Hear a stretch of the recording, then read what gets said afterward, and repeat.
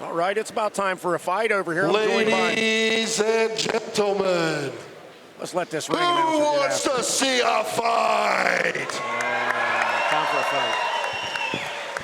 DJ, bring him out. Hey, Danny Ray looks like he's ready for a fight in there, Kenny. Danny Ray is pumped up, man. Hey, I'm Look joined at by him. the coach, Kenny Watkins, over here, the best mitt guy in the game, period.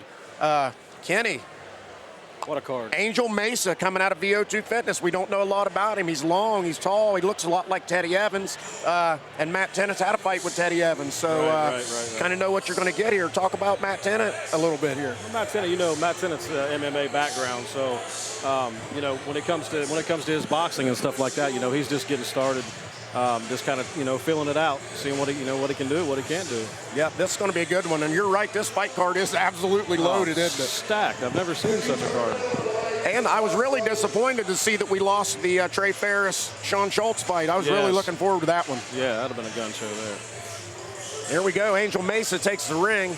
He's got the red trunks trimmed in black, black boots trimmed in brown. Looking sharp. Here got the VO Fitness crew with him. Jacob Stanton's in his corner. Here comes Joey Studer, the owner of VO2 Fitness. These guys always travel well, Kenny. Travel in packs. That's how you make them.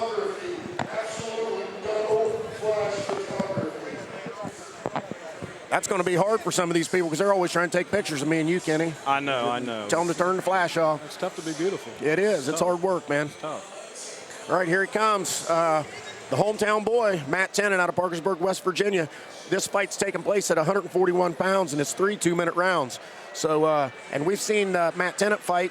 He's a strong guy for a small guy. Matt can turn it on. Matt can turn it on at any given point. So this is going to be interesting. Yeah, he's going to have to work that jab, bring those feet, and get inside of the range of Mr. Mesa over here. Mesa's going to have some reach. What a night we're set up here for tonight. Just getting started here. The third man in the ring tonight. The officials starting the night is going to be Tim Shipley. And let's give a shout out to Danny Ray, the ring announcer in here, man. He's always on top of his game. Enthusiastic, energetic. Always knowing who wants to see a fight. Who wants to see a fight? We all want to see a fight. That's why we're here, Danny. Every time, Danny. Every time we want to see it.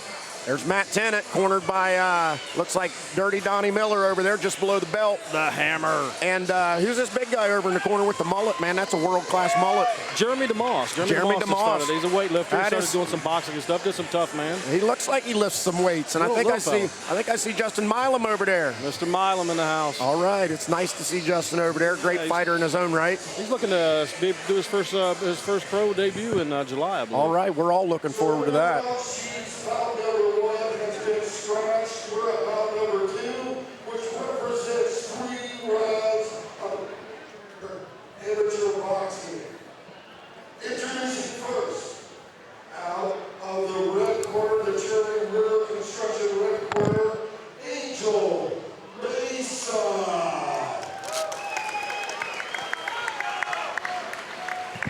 Hey, DeMoss and Danny Ray are up here having a competition for best hair. Well, I see it. They both got some pretty curls, don't they? They're beautiful. I like it. Out of the Escort blue corner from Doghouse Gym in Parkersburg, West Virginia, Matt Tennett. All right, let's start this night off. With a banger. Now, Kenny, when you were a fighter, would you rather fight first fight, last fight, middle of the card? What did you like? Anticipation, waiting to the last is some people like that. Some I didn't. I never did. I always wanted to get it out of the way. Of course, the better you are, the later you fight sometimes, not always. Right. But here we go, little glove touch, show of sportsmanship in the middle. And Tim Shipley says, let's fight. And here we go. They meet in the middle of the beautiful Signal 12 Gym ring here, brought to you by Steve Neal. Both guys come out orthodox. And Angel Mesa throwing some big stuff early. Matt Tennett's going to have to weather this storm, play a little defense in that corner. There's nothing of any significance here. Moves out. Boy, Angel Mesa is, that was a slip, more of a push, though, than a punch. Angel Mesa is wound up in here. This guy is a ball of energy and very athletic here, Kenny. This is, Matt's going to have to weather the storm here. Said some little clash of heads. I think we had a clash of heads there. Right. And Matt did a good job covering up in that corner, not taking too much damage there. He's got to get up inside a little bit. Yeah, know? boy, He's gotta get this out of Angel reach. Mesa is long, and he's throwing big punches. Yeah, he's going to the body, he's going to the head. He's not messing around. Yep, and that jab's getting through right down the middle. Matt Tennant is eating that left jab. He's going to have to get busy. He's going to have to get busy. Yep, he's going to have to use his feet and move around this man. We got no guard. We got nothing. We got to get this moving. And come on, Matt. And Angel's carrying his hands very low. There's opportunity there. Sure. However, there's lots of fire. There's lots of bullets coming out of that gun. A lot of reach. A lot of reach. Yep, and that jab is slipping right down the middle. There's a nice one. Well, there's a big uppercut. Two big uppercuts. In that corner is not where Matt Tennant wants to be he right. needs to get out of there. And those feet are, his feet have gone stagnant. Yeah. Standing 8. Looks standing like we're 8. getting the standing 8 count, and that's a fair. And Matt's just going to have to pull himself together and weather this storm. He seems a little bit overwhelmed here because we didn't know what to expect here from Angel Mesa. Exactly. So, and what we've gotten is all gas straight out of the rip. So, and boy, he's landing some bombs. big shots. He's throwing bombs. But Donnie's going to have to light him up in this corner. yeah, he's going to have to talk to him a little bit and remind him that he came here to fight. Yeah. And that's understandable. When a guy comes out with that type of energy early, Kenny, sometimes that can be overwhelming. It is easy to get overwhelmed. And boy, he was landing some good shots too. It's not like he was just throwing wild stuff. He was right. They were landing. Here, let's take a little replay here and see Angel Mesa with some work over here in the corner. Body ahead. There was a good body shot. And then instead Matt Tennant needs to circle to his right and slide down those ropes and get those two big uppercuts right there. Wow. Bang, another big right by Angel Mesa. You can't continue to take those throughout a fight and stand to keep going. You got to get those hands up. He's overwhelmed, like we said. He's just a little bit overwhelmed. Wasn't sure what he was coming into.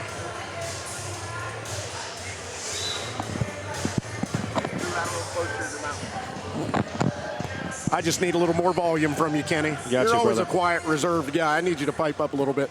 Hey, and how about the ring guy over here, the Strawberry Cowboy?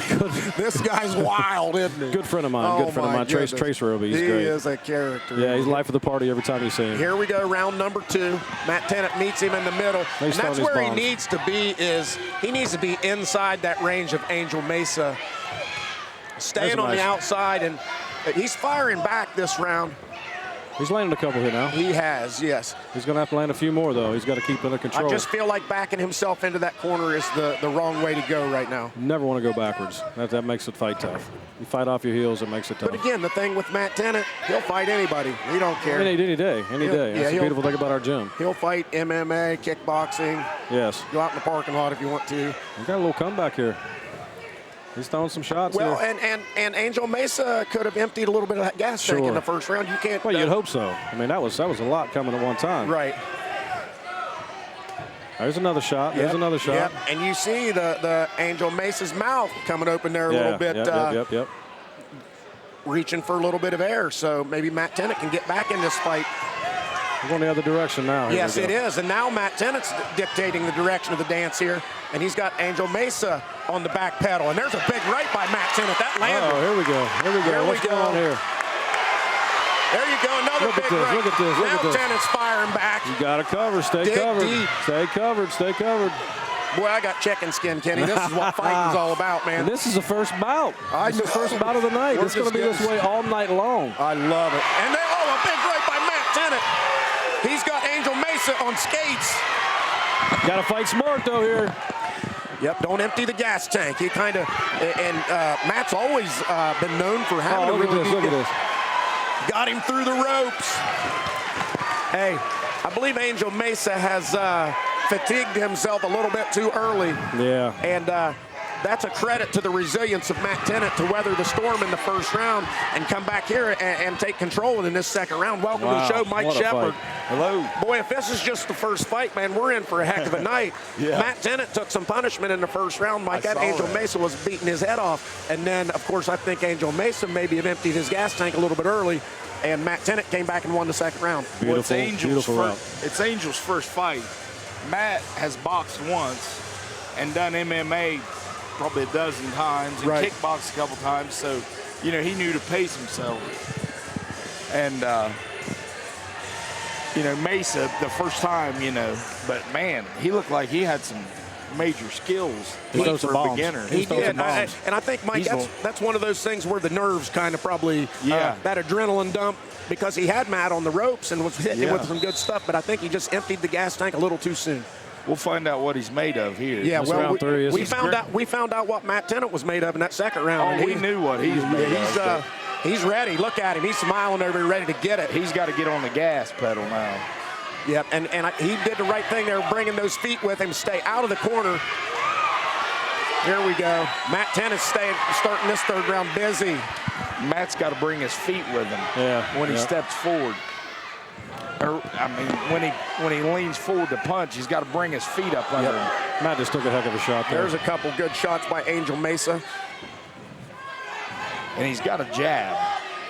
He does. Angel Mesa's got a very sharp, long jab that's been slipping right through Matt Tennant's guard. Well, I'm talking about Matt. When he attacks. He's got an excellent jab.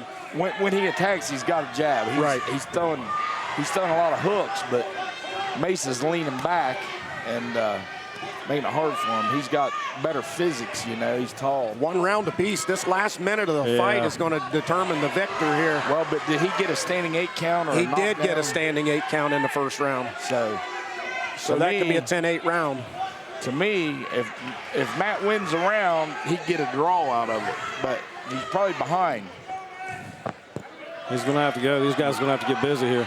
Yeah, and Angel is clearly out of steam here. There's not much snap on his punches any longer. Notice also how Matt's shoulders are really square. Well, you want to keep that shoulder cocked like a pitcher or a quarterback. Right. Oh, he's through the ropes again in the same spot. Same spot again. Wow. And there we're going to call that a push or a slip here. Matt needs to get busy here and try to get himself a knockdown. And it's a very real possibility at this point. Body head's what he needs to do. One to the body, the other to the head. 10 seconds, 10 seconds. Here we go. Empty the tank, man. Tennant went for the big uppercut, lands the big right. Wow, man. What a fight. That's a way to start the night off right there, Mike. That's a heck of a start to the night, man. That was fireworks from the get-go. Had a big round for Angel Mesa in the first round, a big round for Matt Tennant in the second round, and then a fairly even round in the third round. So maybe the standing 8 counts the difference. That's probably going to be the difference of the fight. Well, to me, it's a draw. Right. 10-8 and then 2 10-9s for Matt. Yep, I can agree with that, Mike.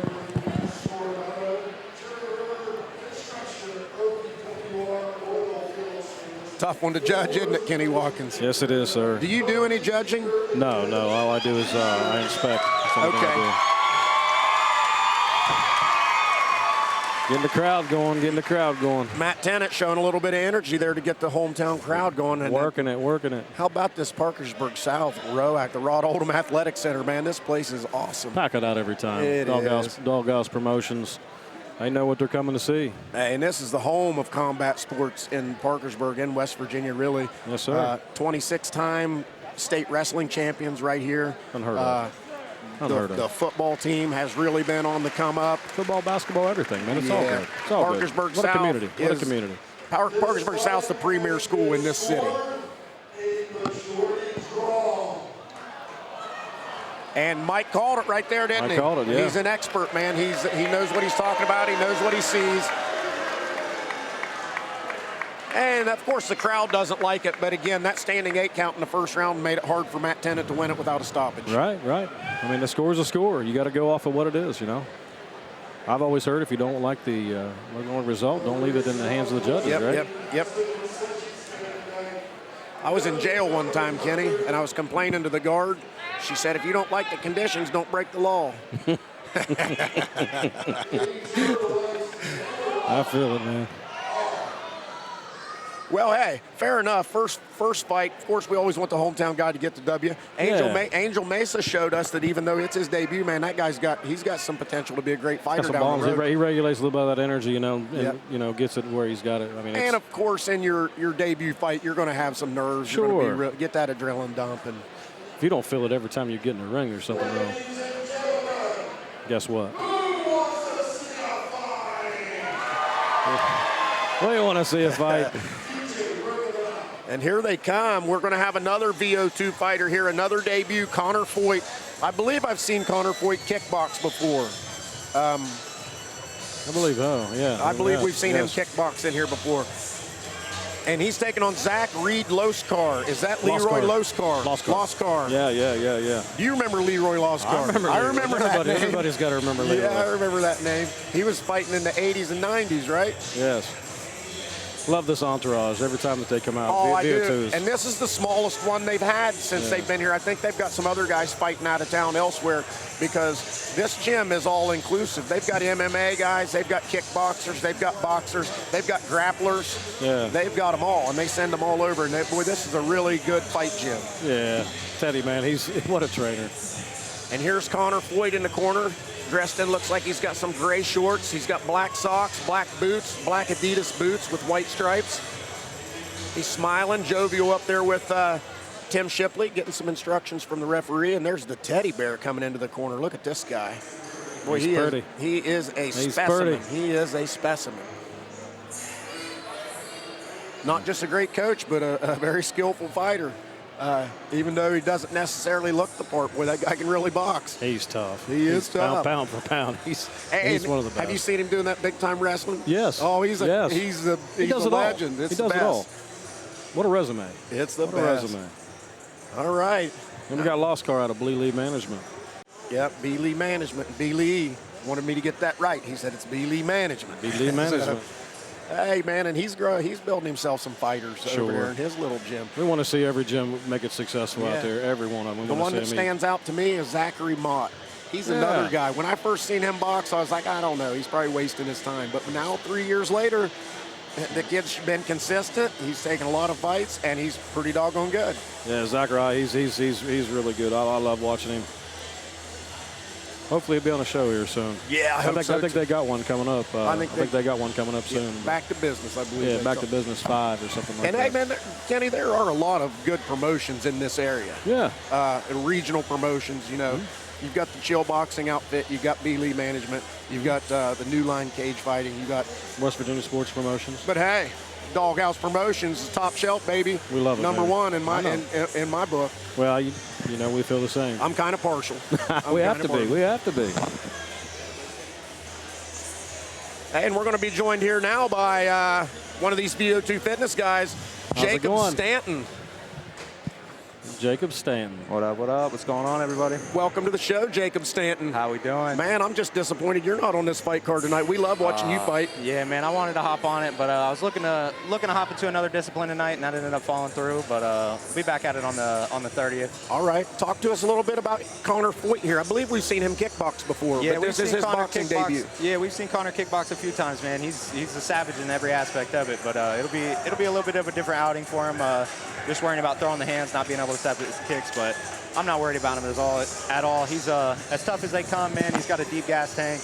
Yeah, well, I'll tell you this, man. We never worry about VO2 fitness fighters when they come in here. We know what we're going to get. You know, whether it's a debut or one of the seasoned guys, you know what you're going to get from a teddy bear coached athlete, Joey Studer.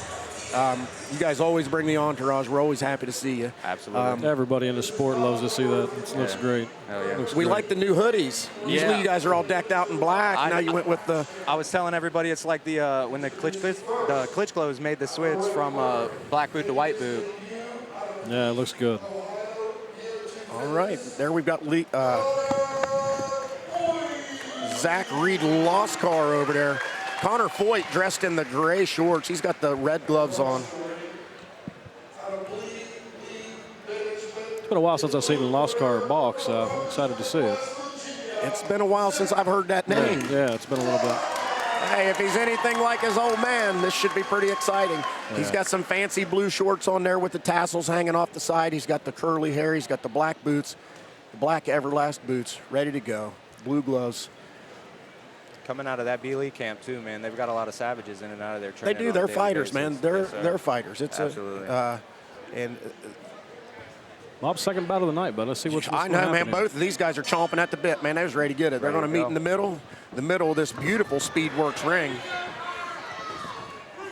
But if you look at the ring from this angle, Kenny, it says Mike Shepard. Yes. Oh, action out of the gate. And this is what you like to see from some debut fighters, man, to come in here with some good footwork. Connor Foyt sticking that jab and a 1-2. Yeah. He's got that jab coming right through the he guard has every clipped time. Loskar a couple times here. He keeps firing through Hey, the guard. Connor Foyt's hands look good, Jacob He's Stanton. doing a beautiful job of changing levels, going high-low, touching the body when he needs to. We've been working on him a lot, man. He's a hard-working kid. He's been putting all the pieces together here lately, especially. Very relaxed, huh? Very relaxed. Yeah, this ain't his first rodeo. Good footwork. Look how the back foot comes with him when he throws punches. And Zach Reed Loskar's got himself in a fight right here. Of course, he's firing back. No worse for the wear here. He's doing a good job of working that jab. And that high guard, he brings those hands right back up. He fires, and the hands come right back up to guard the chin. There's a good jab by Loskar. He's got to watch that defense, so he's eating way too many. Yeah, his hand. That's the difference in the fight so far for me is the discipline with the defensive maneuvers. Connor Foyt's carrying that high guard and being a little more effective, blocking some punches, whereas Loskar's hands are down a little bit, and Connor Foyt's landed some good stuff. Yeah, taking full advantage of it. He's doing a good job of controlling the ring, too. That's something that we've been working on a bit as well, ring management. Oh, there's a good jab by Loskar. And you see that he looks like a very seasoned fighter in here, moving this guy around the ring, pushing him to the corner, bouncing around, creating angles. Yeah, it's something 10 seconds. It's something that T-Bear's had us working on a lot because the footwork isn't another big as natural uppercut to by everybody. Well, that's clearly a first round for Connor Foyt, who looks very good, who looks very relaxed. He's going up and down on the body, too. Hey, here he comes, the man of the hour, the tower of power, the strawberry cowboy. This is the first ring dude I ever seen. Hey, man, and the people love him. Boy, he is a character and a tough fighter in his own right, Kenny. Yeah, he fights. Don't get it twisted. This guy can throw some dukes at you, man. And he'll be a ring girl one weekend and be throwing paws. Adam Collins, baby. Adam Collins, the bomb. You here for Elijah Fletcher? You come down here and join us on the mic here in a little bit. I will try. Yeah, I'd love to have it, man. Good to see you guys. Good to see you, Adam. Good to see you, my brother. All right, talk to me, Jacob Stanton. Connor Foyt looks good over here, man. I'm liking what I'm seeing, man. He's implementing everything we've been working in camp and staying calm and composed. He was a little worried boxing, man, being out of his element, but he's looking sharp as ever so far. His stand-up's looking great. He's a lot like you. He's got these big calves and lower legs. Boy, you guys can really He's kick very with some explosive. power. Yeah, he throws a lot of power. It all comes from the legs. But that's a good base for a boxer, too. You guys got that good, strong base. You throw from the ground, and that's where your power comes from. Boy, he has taken it, too. Zach Loskar. He's going up and down. He's not just dedicating everything to upstairs. Yeah, he's doing a really he's good hitting job. the body And that's why Zach Loskar is having such a problem defending this, because you lower the hands to defend the body, and then you're getting clipped in the jaw. Yeah. And Connor Foyt is busy right here in the corner in front of us. Little clinch there to break the action. That's a veteran move. He also throws a lot of his punches from really unorthodox angles. Like if you watch how that right hand comes across, it's almost from his chest, from his pec. Right, but he's very tight. His punches are coming. They're very short. They're short and they're compact. Keeping that head off center too. And that's a lot of people try to keep that head up and make it an easy object to hit. It's hard to believe sometimes that these guys are making their debut. Yeah. Absolutely. Reed does look seasoned for being a debut guy. He does, and it's, yeah, he's a good fighter in his own right here. He's just gotten himself in here with a real prospect, in my opinion. Absolutely. It looks like he's doing a good job of staying composed. How old's Connor's Connor got Foyt? a little bit too much for him. I want to say he's either 22 or 23. All right, see, he's a young man. Absolutely. Got a long career ahead of him. And again, back to the level changes. That is what I'm seeing here, in the head off the center line. You're not seeing a lot of that from Zach Loskar. Right. His head's pretty stationary. Yeah, staying stagnant. Especially up and down. It's moving a little bit off the center line, but it's staying on the same level. And he's becoming an easy target for Connor Foyt here. And getting out of that corner was a good decision. Man, Too many shots. It just looks like Connor's on his groove tonight. Yep, he is, and he's landing lots of good shots. That will. And again, like you said, the best thing he's doing here, he's not staying fixated on the body or the head. He's going both ways, up and down, making X's, changing levels. That was another good round by Connor Foyt. That's 2 rounds to 0. Zach Loskar is going to need a knockout. Yeah, he's controlling the fight pretty well. Yeah, when he gets seasoned, he's going to be a dandy. I can't wait to see him. Yeah, you guys got a good one in your hands there, Jacob Stanton. What's next for you, Jacob? When are you going to fight again? March 30th on the Wyco Fight Night. I'll be fighting Philip Fox for the welterweight Wyco title. Wow, Nice that's going to Yes, sir. I'm looking forward to that one. It's going to be a barn burner. That's a good one. Oh, man, he's a stud. In my opinion, he's one of the best prospects in this state, period. Yeah. I could agree with that. I don't think I don't think outside of Trevor in that 1 minute tournament where he fought Kelly, I don't think he's really faced too many high level opponents. So he's fought Gab and a couple other kind of no name guys. So I'd like to stand in front of him, see what he's really about. That's going to be a great fight. I'm looking forward to seeing that one. You're going to be a great challenge for him. Absolutely. Yeah, I look forward to seeing it too. How old are you? 23. I'll be 24 in December. Okay, I thought you were much older. As many fights as you've had. Man, I've been aging a dog years since I graduated high school. I'll tell you Come on, what. Bob. He's only a couple years younger than me. Yeah, only a couple years. All right, round number 3. Here we go. Connor Foyt up 2 rounds to 0. Loscar's going to need a stoppage here to get this victory. Yeah. But again, Connor Foyt is just relentless out here. That was a hard shot there. That right landed. He got Loscar's attention. Yeah. Hey, and Zach Reed, Loscar's throwing some bombs out here. He's firing back. Got some taunting going on. Let's see what's going. Boom. What a fight. These guys have been trading solid for 3 rounds. Yeah, boy, that Connor Foyt's 1-2 is Connor Foyt's 1-2 is nice, and it is crisp. Whoa. What? What?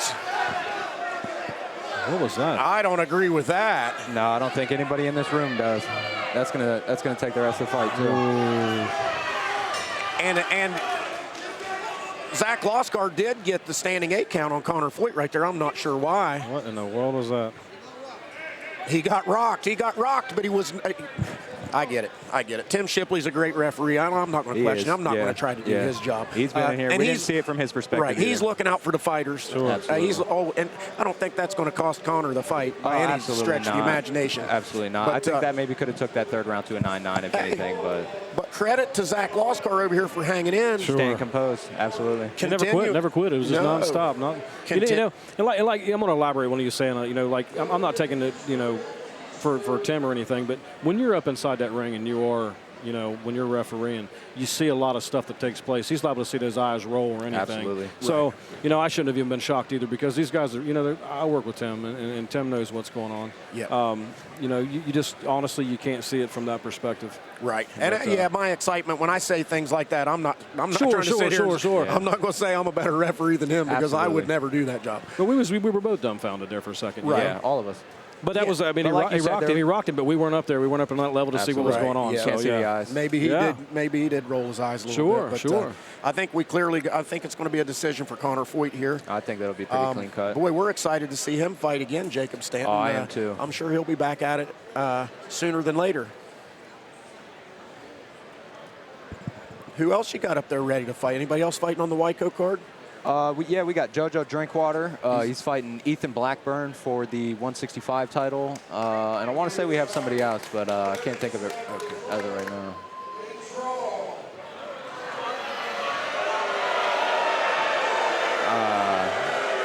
I'm going to disagree with that. With that. Connor Foyt won 2 rounds definitively. Definitively, I would agree. Definitively. That's the 2nd draw we've seen tonight. That's it's weird. We don't get many of them 2 in a row. That's 2 in a row. Does a standing 8 count automatically give you a 10-8? So 10-9, 10-9, 10-8, that is a draw. Yep. Wow, a little bit of buzzkill. Great fight, though, Jacob Stanton. I mean, you guys really have a prospect there on your hands with Connor Foyt. And out of the B. Lee management, Jim, that dude's tough. Yeah. Zach Loscar's tough. Fight. We knew what we were expecting. Zach is tough. Zach is very tough. We knew what we were expecting. But Connor's one of them, man. You just saw it. He's more than willing to take one to throw a couple back. Sure. As tough as they come. Connor's tough, man. I'm looking forward to seeing him in the future. Yeah, me too. I really Absolutely. do. Hey, we got another big fight coming up here. Thank you for joining us, Jacob Absolutely. Stanton. It's always a seeing you, pleasure, Jacob. man. Thank you guys so much. Have a good night. Hey, safe travels getting home, my friend. Thank you. And we'll see you soon. Kenny. Wow. I know. What a night. What a night, man. When was the last time you started the night with 2 draws? Never. Never. Never. I don't think I've ever seen it in my lifetime. I haven't seen it. There you go. That's why you got the standing 8. There you go. Yeah, we just seen proof of it. Yeah, good Guy's got picture. the perfect picture right there. Yeah, his neck was bent. Yeah, he was stretched a little bit there, wasn't he? Hey, we got a barn burner coming up here, Kenny. Well, this fight is going to consist of nothing but punches. Yeah, I mean, it's just nonstop. There might be a state record here for punches thrown in a fight. Yeah. Man, 2 draws to start tonight. Wow. Who knows what we're going to see tonight, man? First two, man. We still got 12 to go. Hey, talk to me about a little bit about Tanya Hopkins here. Tanya's been she's been at it. You know, she's been working really hard as always. Hopefully, both women's cardio's up because they're both going to need cardio to be able to keep up with each other on this fight. I've watched them both fight a few different times. Not much defense, more offense. More offense, yeah, man. They're just at it. I mean, just from the drop of a hat, man. It doesn't stop. It's And nonstop. both of these young ladies, 3-time tough man champs. Yeah. So they're going to be evenly matched. Yeah. This is going to be. And when we talk tough man, a lot of people are like, that tough man ain't nothing. Let me tell you something. When you get to second day on tough man, you're going to fight. It is tougher than what people give it credit for. Well, and even more so now. Yes. As it I'm has, talking present day. Right, You know, yes. everybody's going off of years ago whenever it was just Billy Joe Jim Bob off the street. Yeah. You know, you got guys that not only don't train, but they come in tough as nails. Yeah, they train for these fights. Yeah, they'll get in there and train for a couple months and get in there, have the street fighting ability, and get a little bit of knowledge from a gym. Look out. Hey, Kenny, I hate to leave you alone, but I'm going to have to slip off. I got to I got you. go to the restroom with you. I got you. You hold this down for me. I'll be right back. I got it. All right, everybody, we're going to get ready here in just a few minutes to get ready to start another match. It's going to be one you don't want to get away from. You need a drink, you better get to the refrigerator quick.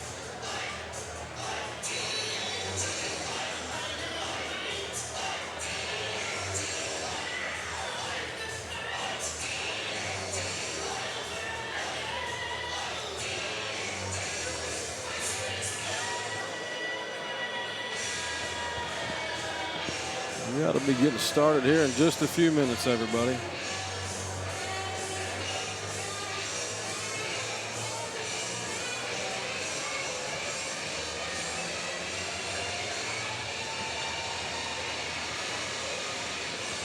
Packed field house here tonight.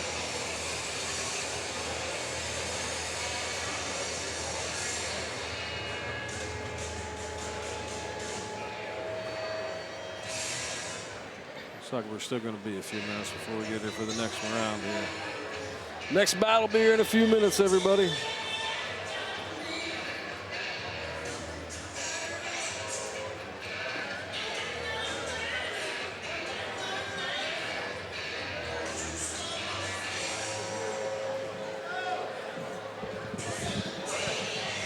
Hey, they got us in a holding pattern over here, Kenny, huh? Yeah, I've told everybody, yeah, we're going to get ready in just a second. All right, we just keep getting ready in a second. You think the girls are back here doing their makeup? Well, Probably not. no, not today. Probably not. Today. Not today. They're back here putting a little bit extra tape on the There we hand. go. Here we go. We got Heather coming in. Getting the hair braided up. These girls are going to throw bombs. Nonstop. Here she comes, Heather McDonald out of Combination Boxing, Cumberland, Maryland. Randy Shrout. Coached by Randy Shrout, the coach. He's the man. He's the best. Reminds me of Wilford Brimley a little bit. Yes, he does. Yes, he does. He's just a great guy, and he's the most conscientious and thoughtful man. Yeah. He just always puts other people first. We must have Tanya Hopkins in the house. I hear some music. Here she comes, the hometown favorite, Tanya Hopkins out of the Doghouse Gym, 3-time tough man champ. And again, this young lady is all action all the time.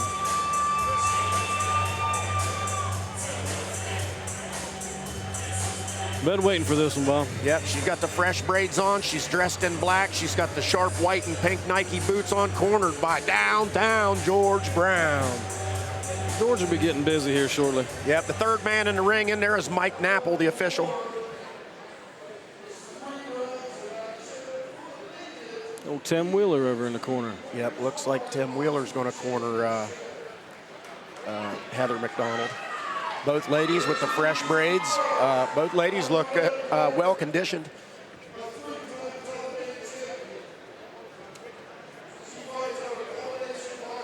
Warehouse Gym from Cumberland, Maryland, Heather McDonald.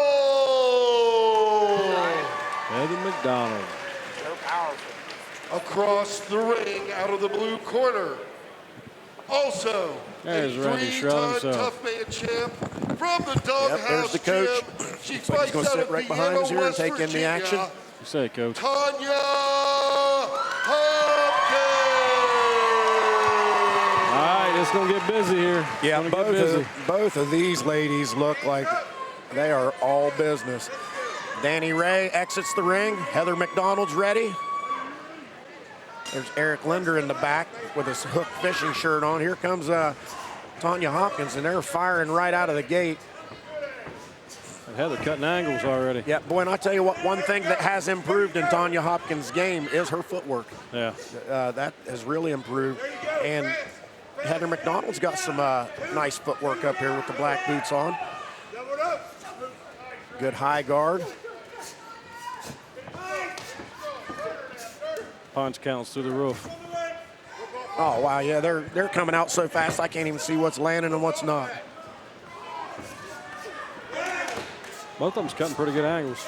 Oh, they are. Like I said, again, the footwork. These girls are they're advancing past that tough man stage, and they're becoming boxers. Yeah, a lot of people don't think that Tough Man's any kind of a platform, but man, a lot of people's got a platform. That's know, where you started got to from there. start. You know, Yeah. it's just Well, did Shepard make it? Just saying. It's a good well, start. there's a good left hand by Heather McDonald. But boy, Tanya Hopkins just walked right, bite down on that mouthpiece and walked right through it. Yeah. Again, Kenny, this will come down to conditioning, I believe, because Sure, both of these girls are throwing good leather. They're both landing. Wow, what a hook. Heather breathing there hard a little bit. Yeah, and again, the action has slowed a little bit here, but Yes. goodness, man. It's still, yeah. I'd like to know the CompuBox numbers here. Yeah.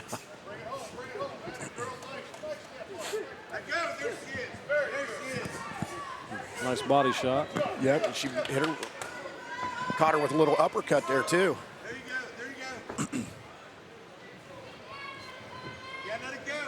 Both girls so similar in stature. They're the same size. They fight the exact same style.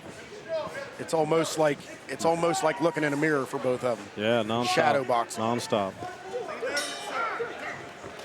What a first round. That one's right down the middle, Mike. I couldn't pick a winner in that round right there. Both girls landed punches. Both girls showed some good defense. Better defense than I thought they would have, Kenny. Right. These usually it's just all punches, and both girls showed a little high guard there. Yeah, they're punching, cutting angles, everything. It's looking pretty decent. Yeah, this is a good boxing match. They right were here. a little anxious, Right. trying a little too hard. I thought Tanya did well with her jab after they settled down, but we'll see. Yep, I think they got that first round adrenaline dump out of the way, and I think in the second round here they'll settle down a little bit and get settled into a boxing fight. Yeah. Mike, have any of your cards ever started with 2 draws? I don't think I've never seen anything like that. Man. But in a 3-rounder, you get a knockdown, and then the other guy wins the other 2 rounds. There Yep, it is. It's clear cut. Is that what happened in the second match? He got a standing 8, a questionable standing 8. Right. Connor Foy, he got rocked. Oh, he was walking on his heels. Yes. He needed it. Sean Healy got a good picture of it, and Yeah. he got a good picture of it, and Connor's neck was bent. Round two. Getting busy again. Here they come, right out of the gate.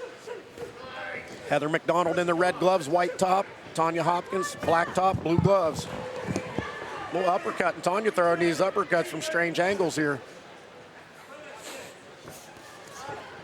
Another left hook by Tanya Hopkins. Again, like Mike said, I think the jab's going to be the difference maker in this fight. Yeah. Neither fighter has been able to establish any type of dominance here. It's so evenly matched that Yeah. The other one's had ring command at all. yeah, it's really hard to talk about It over is. here because It it's is. so it's action-packed, but it's just even as could be. One's on its heels, the next one's on its heels. Yep. You know, it's just back and forth, nonstop. And you see, Tanya Hopkins doing there. She takes a straight right from Heather McDonald. But Tanya's doing a good job parrying those punches with her hands. She's very good at swiping those hands away on their way in. Yeah, Heather was running that rocking chair, too, coming in, rocking back, and coming back in with that, too. Here he is again, Kenny, the Strawberry Cowboy, the fan favorite here. Look at all that, man. Oh, Look at it. Look at all that. There he is.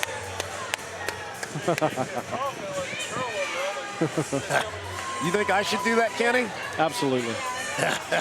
I'll give you $1. I'd do it for free. Give me $1. I'd rather fight Mike Shepard than get in there naked. I don't think I could do that. I ain't got the.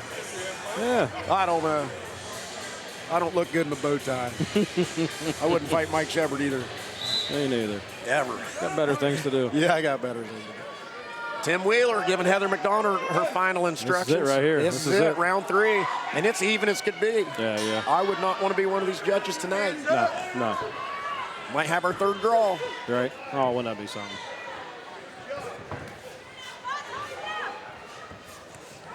Hey, and these girls, man, they just meet in the middle and let them fly. Yeah.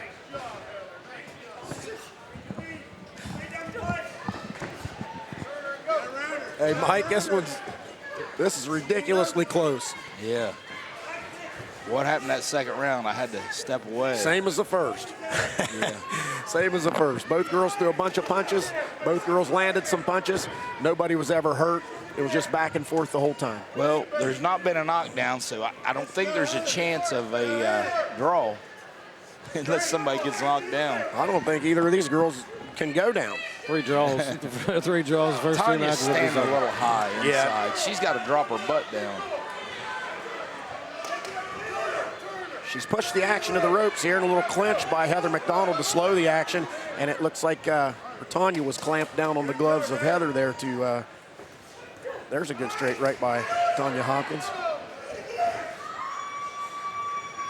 She's not sinking on her right hand, then her left hook's kind of wide and slapping. Right. She has a tendency to look at the ground sometimes, too, when she's throwing punches. There's a good left hand that got through. Boy, this is going to be absolutely impossible to judge this fight.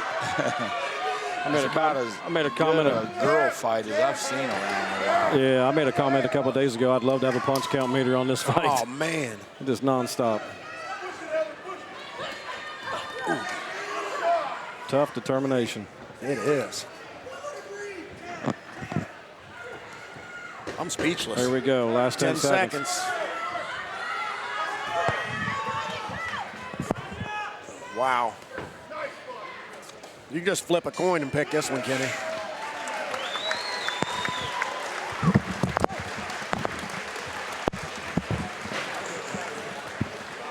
Wow. Well, I don't even know what to say. I know. Like I said, flip a say. coin, man, and flip a coin and call one of them a winner, right? They're both winners in my book. I'm glad that's not my job this evening. Yep, and both girls emptied the gas tank. You see Heather McDonald over here in the corner. Both girls leaning on the ropes and just absolutely expelled of all energy. That's one of the first things I learned in this sport is never lay on them ropes when you're done, if you can help it. Yep, hands in the air. There's always a judge somewhere that's doesn't have his mind made up, and if he sees you laying on them ropes, sometimes it just doesn't go your way. Yep. Sometimes they're confused, the same as we are for this match. I honestly could not have judged that fight. I wouldn't want to. I wouldn't want to. I would just call it 10-10 across the board. Draw. We all draws all evening. 3 draw. All right, here's the verdict. Here comes Danny Ray. He's collecting the judges' scorecards. I know you're all as anxious as I am to see who won this one.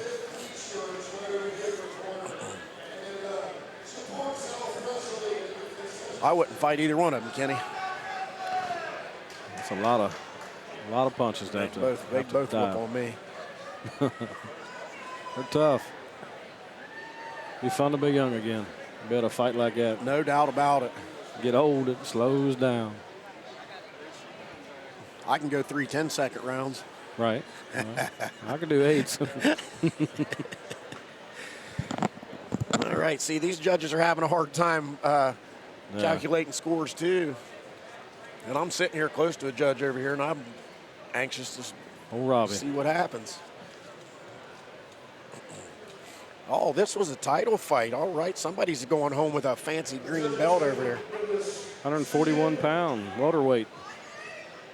A split decision.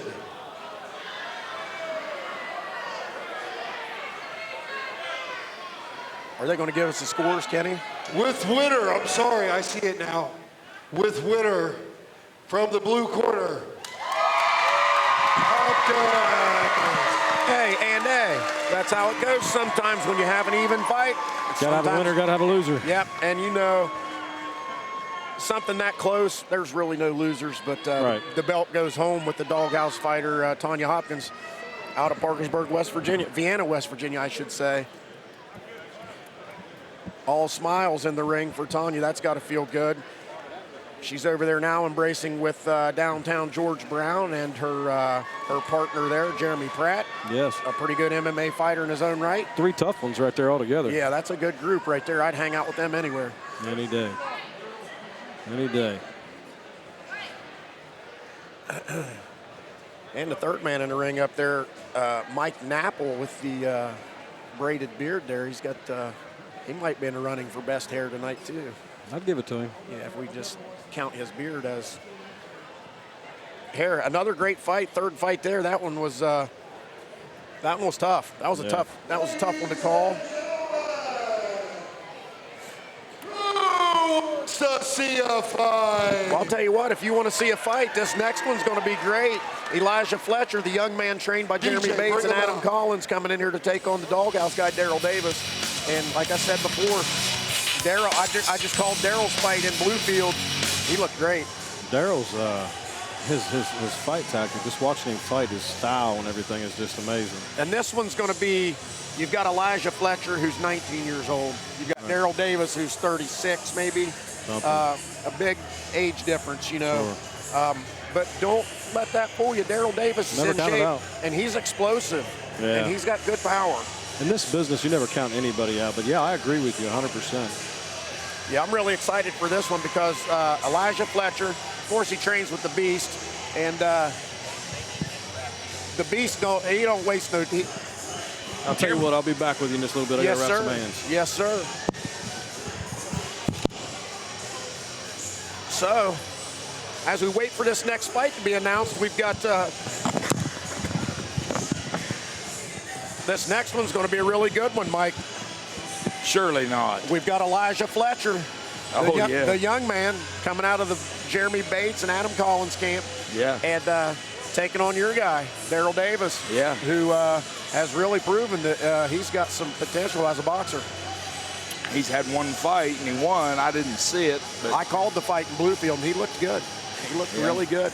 I've watched some of his sparring in the gym, and he looked a little unorthodox with the stance he's awkward. switches. Yeah. For me, I try to hold the mitts for him, and it's just, I just can't do him a lot of good because he's like a freelance. Yeah. Now, but what I saw down there in Bluefield, his fight, he didn't look so wild like that. He was pretty. Well, I don't mean wild.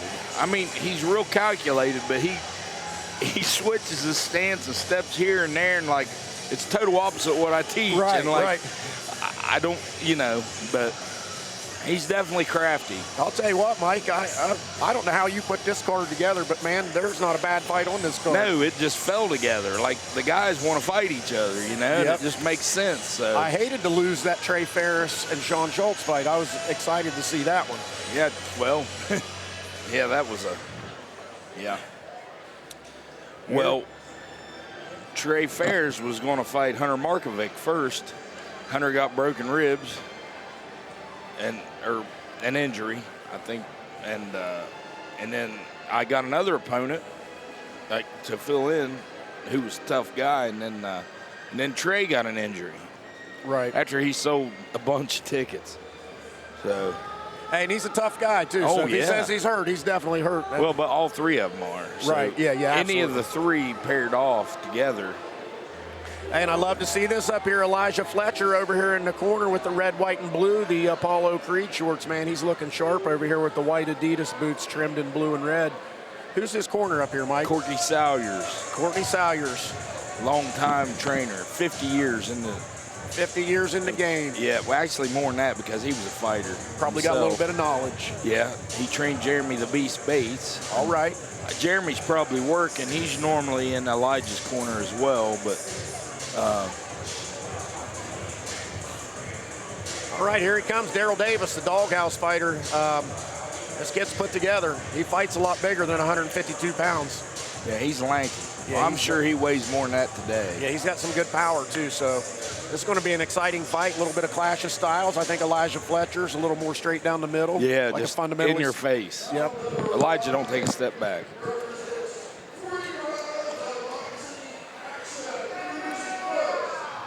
Red corner from Fitness World in Ashland, Kentucky, Elijah Fletcher. Across the ring, out of the blue corner, from Doghouse Gym in Parkersburg, West Virginia, the natural, Daryl Davis Jr. I like that nickname, the natural. He is. That's about natural. right for him.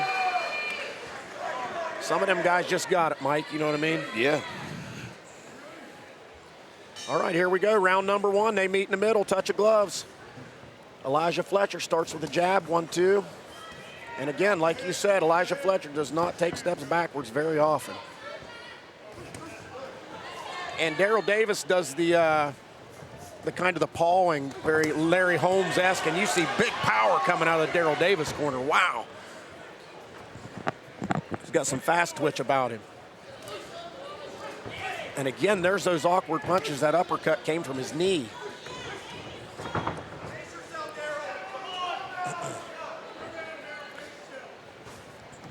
And we saw that in the Matt Tennant fight where Angel Mesa came out and gassed himself out in the first round. So you heard Daryl's corner calling to him to pace himself. With big leather being landed in here, Mike, it's echoing through here. Sure. And Daryl carries his hands real low in that Philly shell type defense, but uses his feet and head movement very good as defensive maneuvers. Yeah. And again, you got Elijah Fletcher there more straight down the middle with the high guard. Boxing, fundamental boxing 101. Aside from eating these big shots, Daryl's, that right hand got through.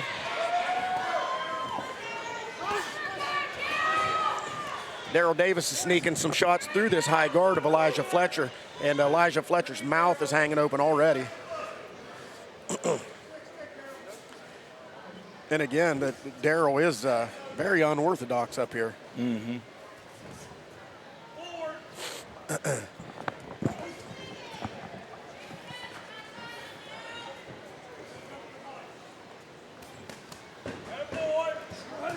Three-punch combo by Elijah Fletcher. Daryl Davis answers back. Mike Napple keeping a close eye on the action in there. There's the end of the first round. Boy, tough one to call there. I think Daryl Davis landed the more crisp shots. Neither man was ever hurt, but Elijah Fletcher did have his mouth open there towards the end of the round. And I believe that's from eating some of those big shots from Daryl Davis, who was throwing with some, ferocity.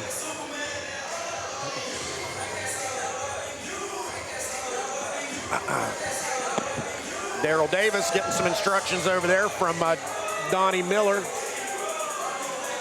Elijah Fletcher getting a little bit of water dumped on his head over here in the corner to get himself gathered up. I think we can agree there, Mike. 1-0, Daryl Davis. Probably. I think Elijah needs to close the distance a little quicker. He's hesitating. Right. Well, and that's I think it's difficult not to hesitate sometime when you're eating big leather. Yeah. He took a couple big shots there from Daryl Davis. And Elijah's such a young guy. He's 18 years old. Yeah, he's still a child. All right, here we go. Round number 2. They meet in the middle. Another touch of gloves, good sportsmanship. And Elijah starts with the jabs and the 1-2. Here he comes with a little bit more action. Daryl wisely slides down the ropes and off of the out of range. And Elijah coming out with a lot more initiative here in the second round. And that's a good thing, but it also could be a bad thing with the counter punching of Daryl Davis here. Eli needs to throw some more jabs and bring his feet with him. Right, yes, absolutely. Follow it and get inside to the range. He's leaving that back foot behind him, not bringing it. See, yeah, I agree with that. He'll step forward with the left and not bring the right foot. And then he can't reach if Daryl steps back. And Daryl's doing a good job of not always retreating straight back. He'll one step back and then get off to the side. And there's that stance switch that just comes out of nowhere, Mike.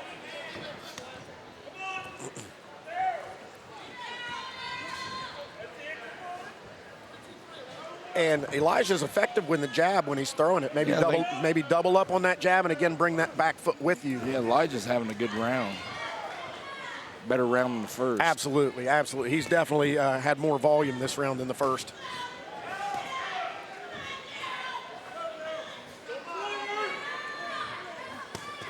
Oh. There's some good shots by Elijah Fletcher. And again, wisely moving up down the ropes and sliding out of the action. He doesn't bring his feet with him. Right. Yep, his hands if are he'd bring the feet with him, Daryl wouldn't be able to get out as easy. And again, very effective with the jab. The jab's landing when he's throwing it. There's an overhand right lands to the shoulder. Oh, there's a good left hook. Now he's landing. And again, here's I'm not sure what that was. And there when Elijah got him in the corner there and closed the distance and kept him where he wanted to be. That was a better round for Elijah. I'm going to call that one round apiece. Oh, no doubt. It's 1-1. Third round's going to decide it for sure.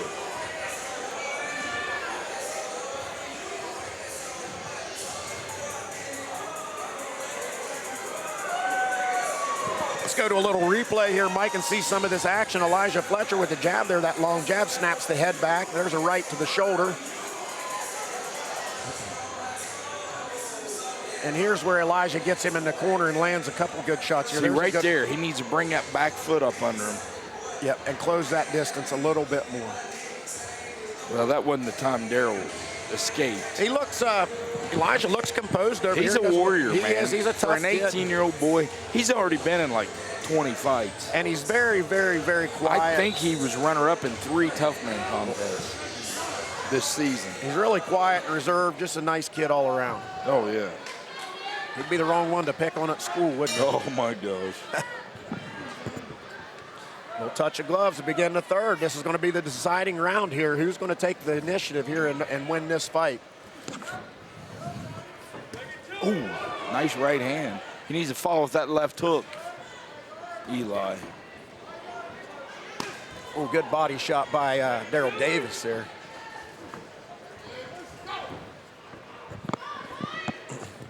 Wow, what a good fight here. Contrast in styles, but, man, very action-packed.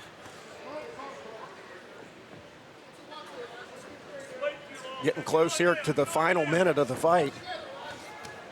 Both guys still throwing with some good snap on their punches. Both guys well conditioned.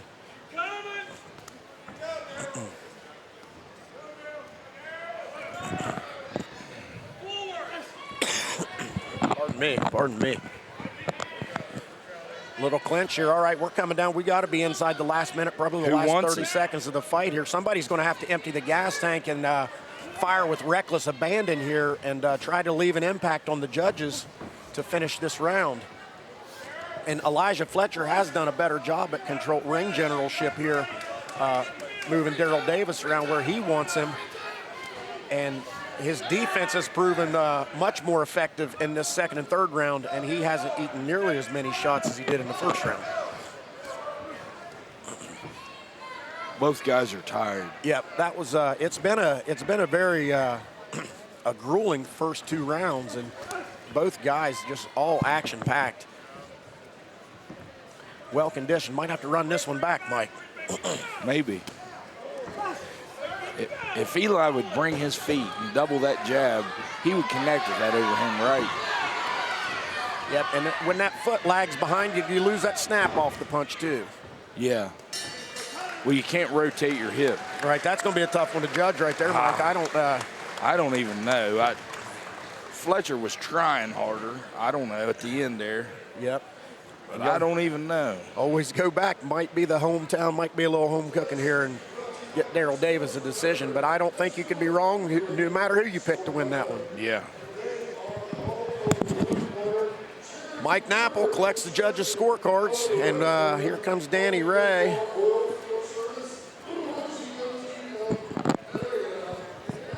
I should take a moment here and talk about some of these sponsors: Astor Auto, Pro Trust Advisors, Ashley Tractor and Trailer Sales, CNG Athletic, Marion Tennant Pre-Owned Autos, Interstate Insurance Agency, Chris Miller for Governor, Cherry River Construction, Broadway Motors, Golden Gavel, and the home of the after-fight party, the Parkersburg, the West Virginia Polo Club on Depot Street.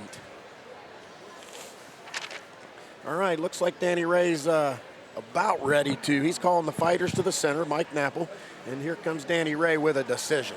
I'd hate to be a judge tonight because I'd have got all these fights wrong so far.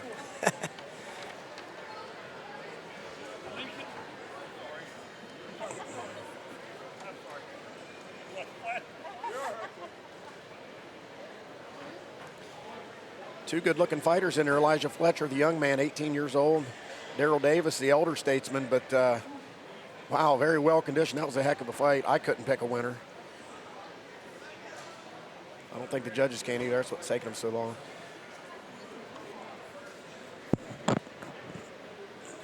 All right, looks like Danny Ray's got the decision.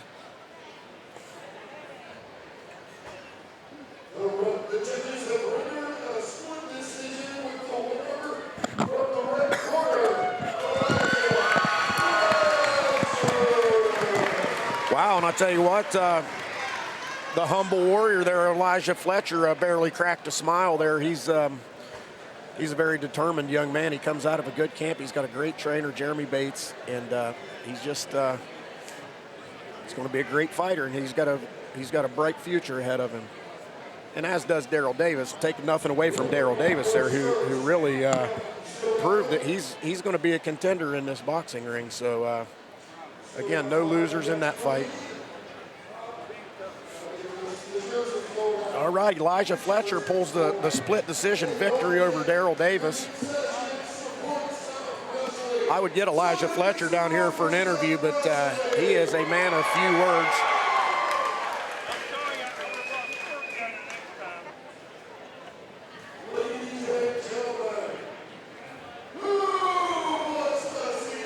Well, I'll tell you what, Danny Ray, I'd like to see a fight, and I think we're going to see one here because we've got Asadbek Saidov coming out of Wheeling, West Virginia.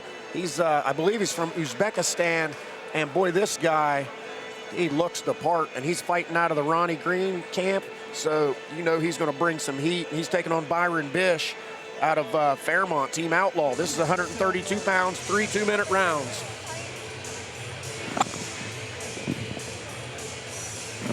Adam. Get at him.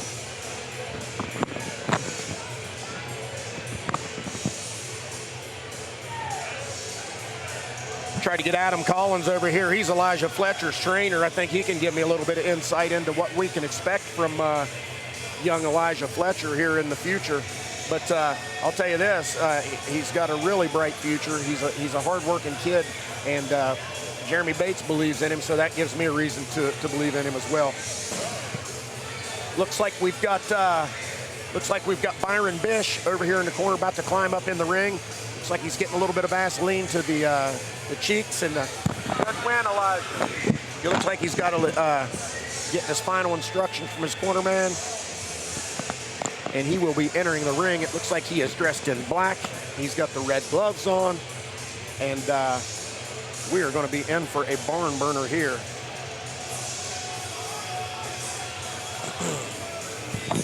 What a night we've had so far. Start tonight with 2 draws, and then, of course, a few decisions. No knockouts yet. We've seen a couple guys get knocked through the ropes, but no knockdowns, a couple standing 8 counts, and we're just getting started. We're on bout number 5. This Parkersburg South Gymnasium, it's packed out in here. And Mike Shepard always fills the house when he does these Southside Rumbles because everybody knows it's going to be a well-matched card. You're going to get to see some seasoned fighters, and you're going to get to see some debut guys that can come in here and make some waves. And it looks like I'm not going to get Adam Collins over here, and that's okay. He's busy. He's going to go back there and confer with his fighter and maybe talk about some things he did right, some things he did wrong, some learning points, and then get on with the rest of your night. Here comes Asadbek Saidov coming out with some Eye of the Tiger, and that seems about right for the Ronnie Green camp, man. These guys are dressed out. I'm excited to see this because this guy does look like, he looks like a fighter. And can't always judge a book by its cover, but if it looks like a good book, it's probably a good book. So here he comes. He's got he's got some good-looking shorts over there. Look like they may be Venom shorts. They're trimmed in black. Looks like brown with some kind of gold pattern. He's got black boxing boots and gold socks. Introducing first, out of the blue corner, out of the red corner, making his debut from Team Outlaw out of Fairmont, West Virginia, Bryson Bish.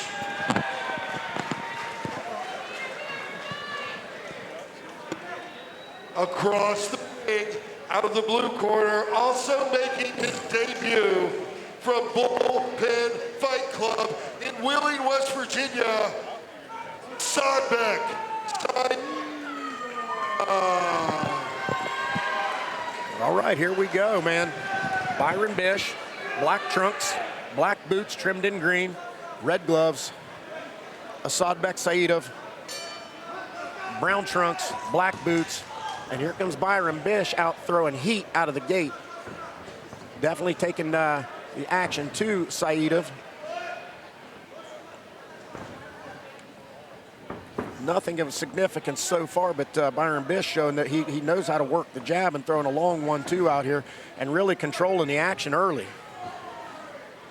Saidov has yet to fire, has yet to get off, fighting out of the high guard here. Both guys showing good footwork and kind of a feeling out process here. I expect fireworks to start popping off at any moment. Bish, being the more assertive fighter, showing a little bit of ring generalship, moving Saidov around the ring, or Saidov showing some lateral movement here and maybe trying to draw Mr. Bish in to an ambush. Not much action so far. I'm excited to see some punches come out of the blue corner here. And boy, here they come.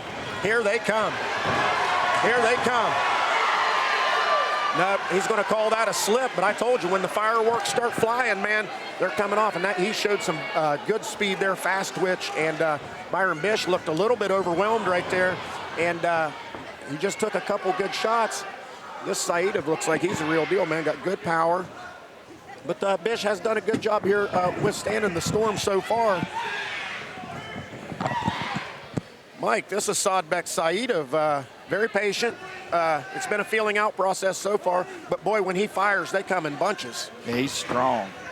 And he has, and now Byron Bish has showed some good fundamentals up here, and he has controlled the action so far up until the point where Saidov started throwing a bunch of punches, but he's in the fight. But boy, when Saidov throws, he's effective, and yeah, Byron Bish is in trouble. He's strong.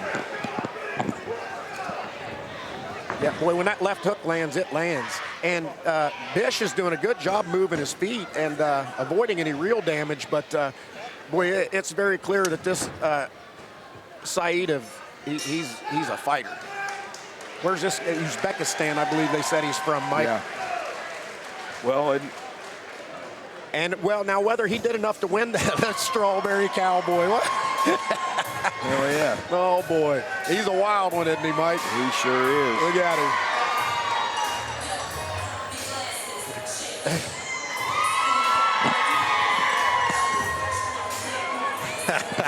Here comes a replay. Byron Bish did a good job throwing some jabs. He had when he jabs, he's jumping in.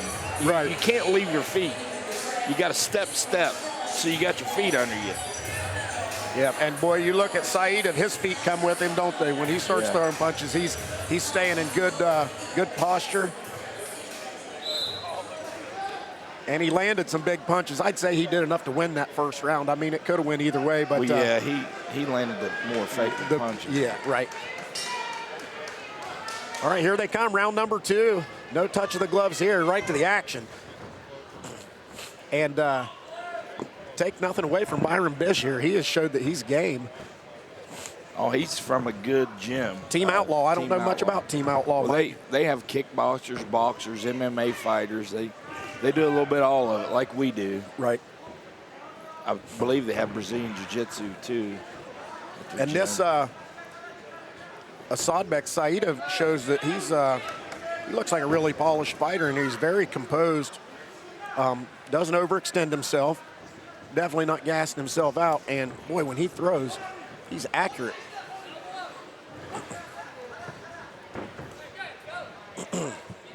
Not much volume though, Mike. And I would like to see, in the 3 2-minute rounds here, a little bit more volume. Would not hurt. Yeah, he's really strong. He needs to jab a little more, maybe. Right, I think he's can't. Oh, there's some good. Yeah, he's definitely the bigger, stronger guy. He's kind of pushing Byron Bish around a little bit when they get into physical contact. I think maybe he'll cruise through this second round and maybe open up here in the third round a little bit. And what do you like in a fight like this, Mike? A win's a win, right? A decision's a decision. But would you like to see a guy like this get himself a knockout? We like to see knockouts, but the problem is, on our events, they're always matched evenly, right? And we don't have a lot of knockouts. Yep. And that's why we love it. That's why unless they're total beginners. And actually, the fighter in the blue corner, I think he only has one fight. It was in a tough man contest, and he won, but he was actually thrown out of the tough man contest because they thought he had too much experience, but I don't believe he ever did fight before. Right. I mean, you can, by the way, his mannerisms in the ring and the way he moves and throws, he looks like a very polished fighter. Yeah. He just not jabbing. Right. He needs to throw his jab to get himself in there. And, you know, the Team Green, Ronell Green over there, he was a good fighter about 8-10 years ago. He fought on TV a few times out of Wheeling. All right. The Bullpen Fight Club. I think they were wrestlers, too. I think they were state champion wrestlers for Wheeling Park. Well, this is going to be an exciting third round, Mike. I tell you what, I expect to see Saidov open up here a little bit and maybe see if he can put some good shots on Byron Bish's head. And credit to Byron Bish for showing a good chin. He's got some grit. Every time he engages, he's getting pushed back. Right.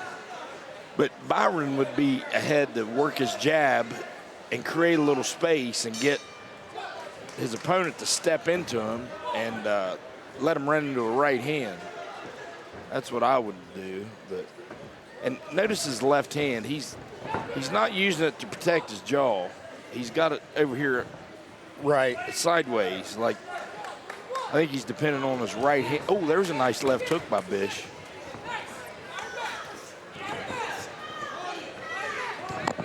I think he's a young guy too, about 18, 19. Yeah, he looks like a kid. I saw him in a tough man contest. He did really well. He got runner-up up at, I believe, at Clarksburg. Yeah, and again, he's loading up with that right hand a little bit, and he's leaving some openings for Saidov. But like I said, I'm just not getting the volume out of the blue corner that I expected. Nah.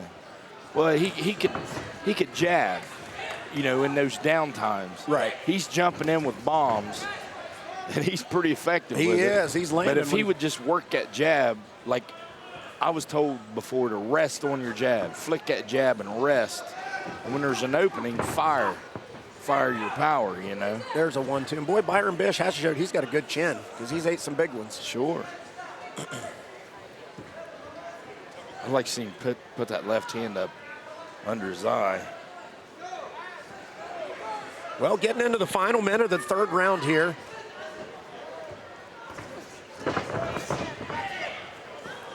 And his footwork has kept him out of trouble. He showed some good evasive maneuvers, moving his feet and getting out of trouble. Yeah.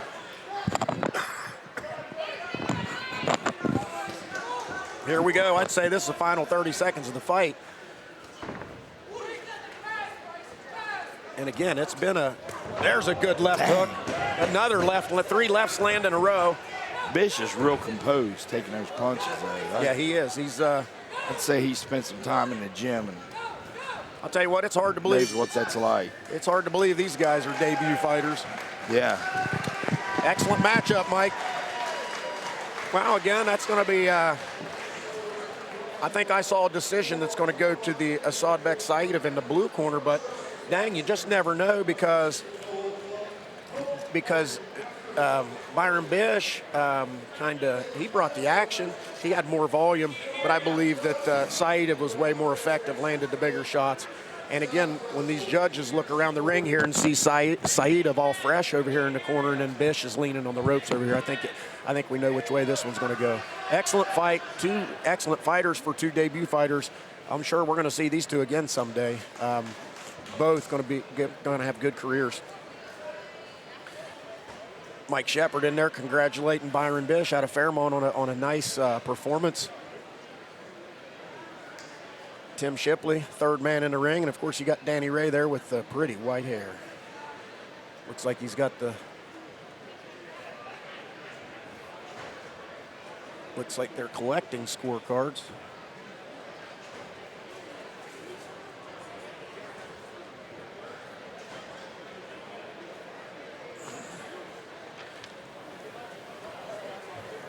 All right, we've got the decision. Here it comes.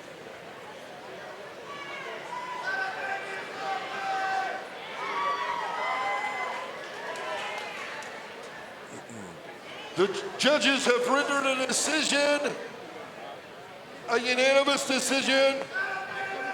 Corner, Asadbek Saidov. That's a fair decision there, but hey, not a bad performance by Byron Bish. I think he came in as the underdog as far as I was concerned.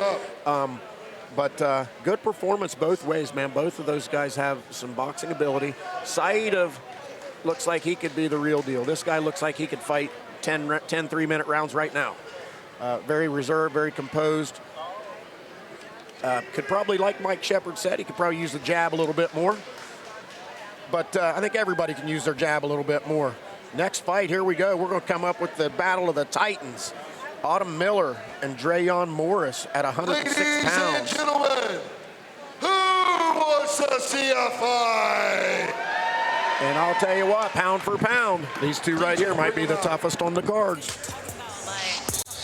Little Autumn Miller, she's a fire plug. She does nothing but throw punches.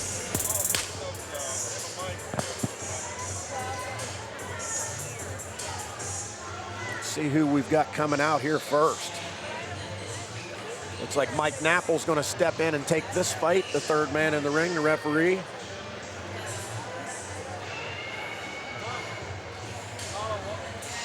Byron Bish just walked by, a good-looking young man there. I think he's got a little future. He's going to do some fighting in his career.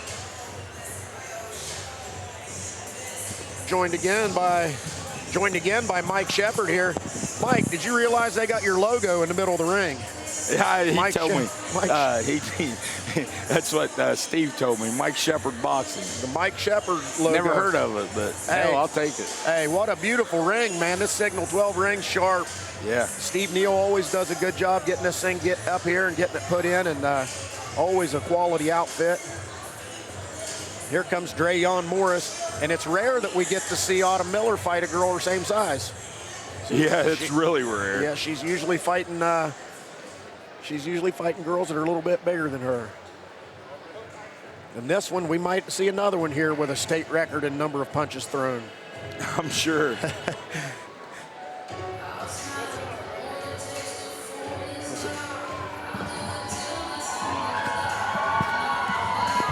Shit, sorry about that. I'm joined now by Ronnie Green. Ron L. Green. Ron L. Green. You're all sir. named Ron. Ron, Here, can I move back closer? Hey, Ronell, tell us a little bit about this Asadbek Saidov, man. That guy, he looked polished in there for a debut fighter. Oh, yes, sir. He came out. He needs to use a little bit more his jab and just. Yeah, that seems to be the consensus. Mike said the same thing. My bad. This thing is messed up. You there? Yeah, you good? Right. Yeah. You good to go? But again, welcome, Ronell. Tell us about this guy. What's next for him? What do you got on the? We're gonna try to get him in May down at the Moundsville prison. From Burlington, North Carolina. And then after that, we're gonna try to turn him pro. How old is he? He's a real prospect. He's 23. Wow, that dude, he's put together. He's very across the composed in ring. there. And very Fighting out of relaxed. He knows when to Doghouse unleash Gym that power. in He didn't Parkersburg, he didn't bring the West volume I expected. But boy, when he fired, he was effective and accurate. Like I said, if he would jab, I was always told to rest on your jab.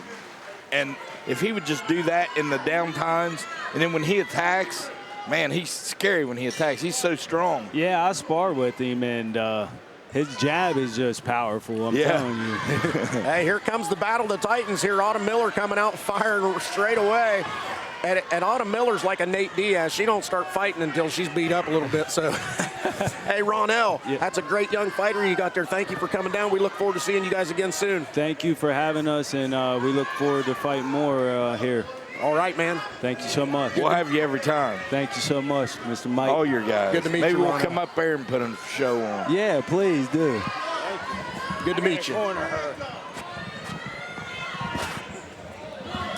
All right, back to the action here. Of course, when Autumn Miller's in the ring, it's always action. And, of course, Autumn's in the purple top. She's got the blue gloves and the black shorts on, black boots.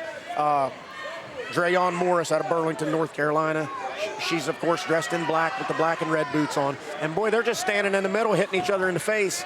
And That's how Autumn Miller fights. that's Autumn Miller. She drops those hands down to her waist and just says, bring it. And she's always one of those fighters, Mike. She usually comes on stronger as the fight goes. Yeah. Usually her first round is her worst round.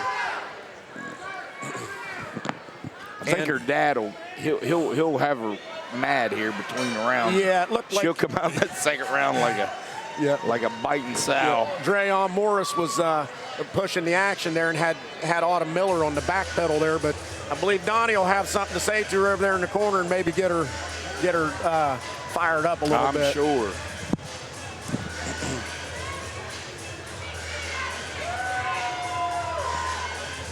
Wow, what a fight card so far, man. I can't even believe some of this stuff. I'm just blown away by the Asadbek Saidov, man. He's a great fighter. I'm looking forward to seeing big things out of that guy in the future. And it looks like Autumn Miller in the corner getting some instruction from her corner man. Of course, that's her dad, Donnie Miller, there in the front with the water bottle. And you can see he's getting in her ear a little bit about moving that head. You can't just stand in there and get punched in the face, man. The judges are counting those up. All right, here we go for round number 2. Battle of the Titans. All right. Knee in the middle. Little touch of gloves, a little bit of sportsmanship, and here comes Autumn Miller. She just bites down on her mouthpiece and starts throwing every punch she can throw. Straight forward, here she comes a little bit, and Dreyon Morris just fires back. This is unreal, right in front of us, right in front of us. Both girls just firing on all cylinders. Zero defense, all offense. And Dreyon Morris is teeing off on Autumn Miller. Autumn landed a nice right hand right there. I think bothered Morris a little bit. Well, did. Hey, they are both just wailing away on each other, Mike.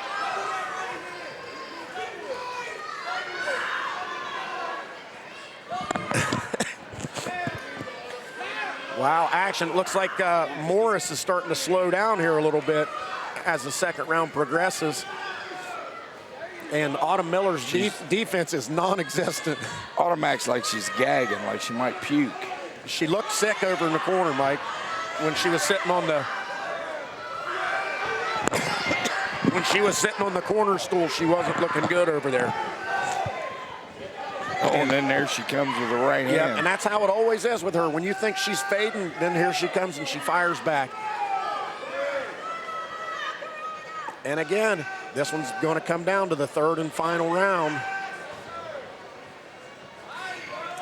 I think Morris's aggression probably won the first 2 rounds. Right, I agree with that. And Miller will have to get her on the canvas to even it up. Yep, Morris has had Autumn Miller on the back pedal the entire fight. But hey, never count the little lady out because there's still one more round. She's strong. She can punch really hard for 104 pounds. Yep, let's see how she looks over here in the corner now, Mike. They need to get her breathing. Yeah, she looked a little queasy between the last round.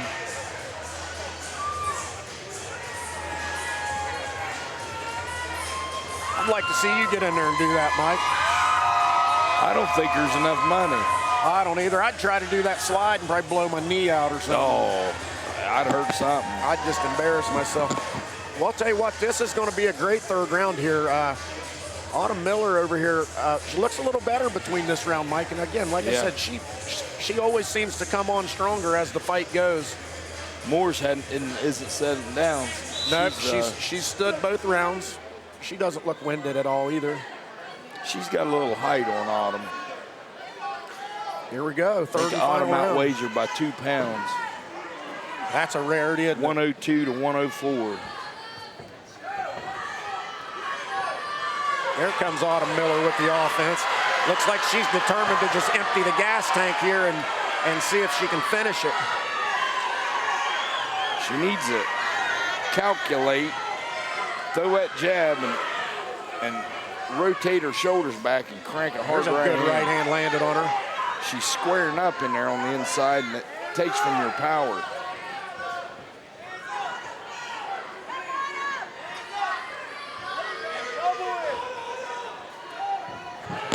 A little bit better round here for Autumn Miller in the third round. She's got to get her on the canvas. Yep, she needs a knockdown, standing 8 count, something of that nature. And here comes Dreon Morris firing back.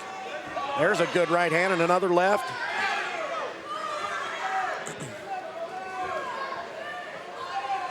All action all the time, Mike. This is nonstop.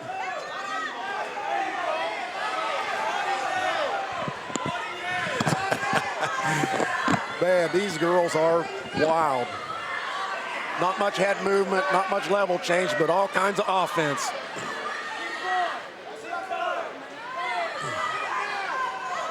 Boy, what kind of grit and toughness does it take to endure this, Mike? I mean, this is unreal. Morris is just putting it on her right now, and Autumn Miller is hanging in there. I think Autumn might be hurt to the body a little bit or have an upset stomach. I saw her blocking with her arm.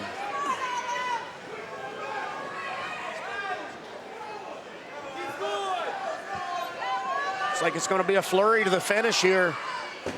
Saeed Morris still just firing away, and Autumn Miller I do not know how she's still on her feet. This young lady is tough. There's the final bell. Good fight. Boy, I bet they're both glad that's over. Holy mackerel. Yeah, she's not looking good over here. I'd say they better get that bucket.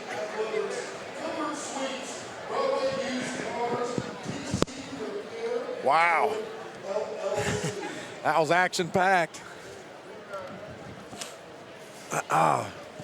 Yep, it appears to me that potentially whether that's a conditioning issue or if Miss Miller was maybe feeling a little under the weather today.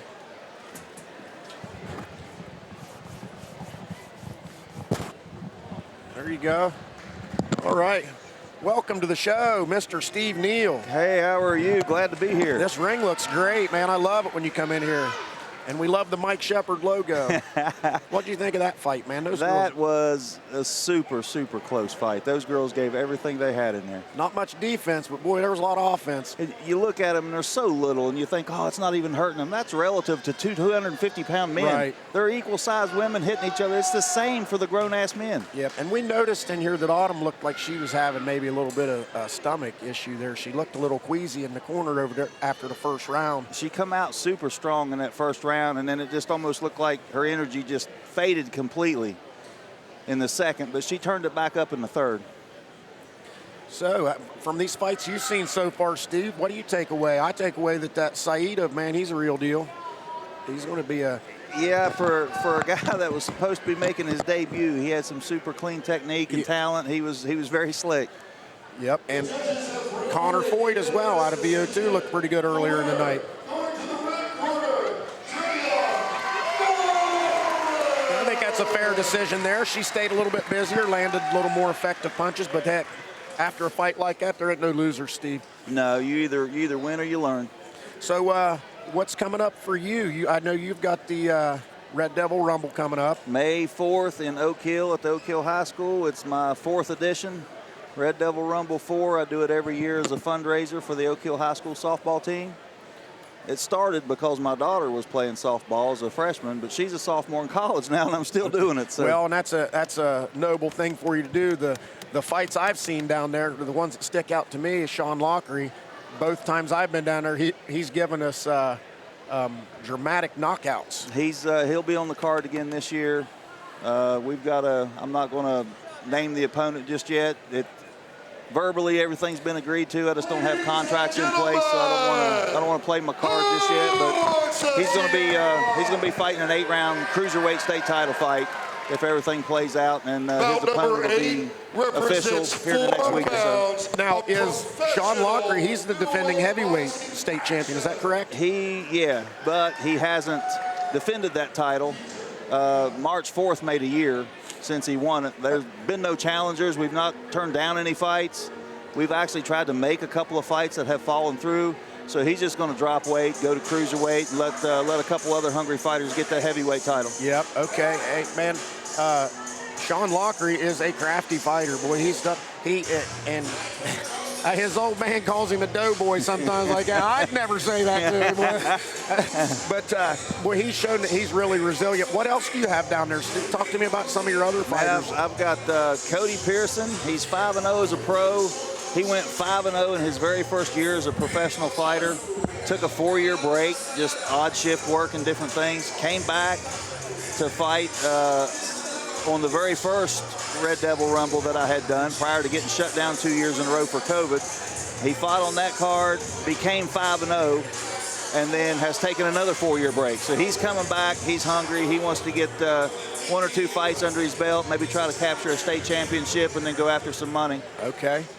That sounds great. Zane Jones will be back on the card. Yep, I like Zane Jones. He's a good boy, good friend of mine. Excellent fighter. No, he works a lot. He's on the road all the time, but I'm excited to see him back in the ring. When he can actually dedicate some time and be consistent with training, and he gets dialed in with his conditioning, he's very slick. Switches stances a lot. Yep. Very crafty, puts punches together. Yeah, boy, and if you train in a gym with Sean Lockery and learn those skills that guy's got, he's a boxer. I really like him. He's a pugilist. Is that what you call him? He's very crafty, very, very slick. Doesn't exert or waste a whole lot of energy. He just uses it when he needs it. When he knocked out Khalil Smoot, that's one of the best comebacks I've ever seen. Oh, he was hurt. If Khalil would have hit him one more time, I think he was out. And Sean realized, I'm in my home gym. Yeah. I'm not letting this happen. All right, here we got Trey Stout, lights out Trey Stout coming in the ring. And he's going to be taking on Elias Ajua from Wilmington, Delaware by way of Nigeria. This is a 160-pound professional fight, 4 3-minute rounds. We know about Trey Stout.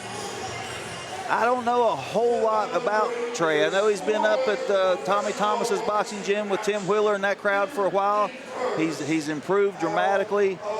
Played a big part in that movie that they filmed. Right, with Christy Martin. Yeah.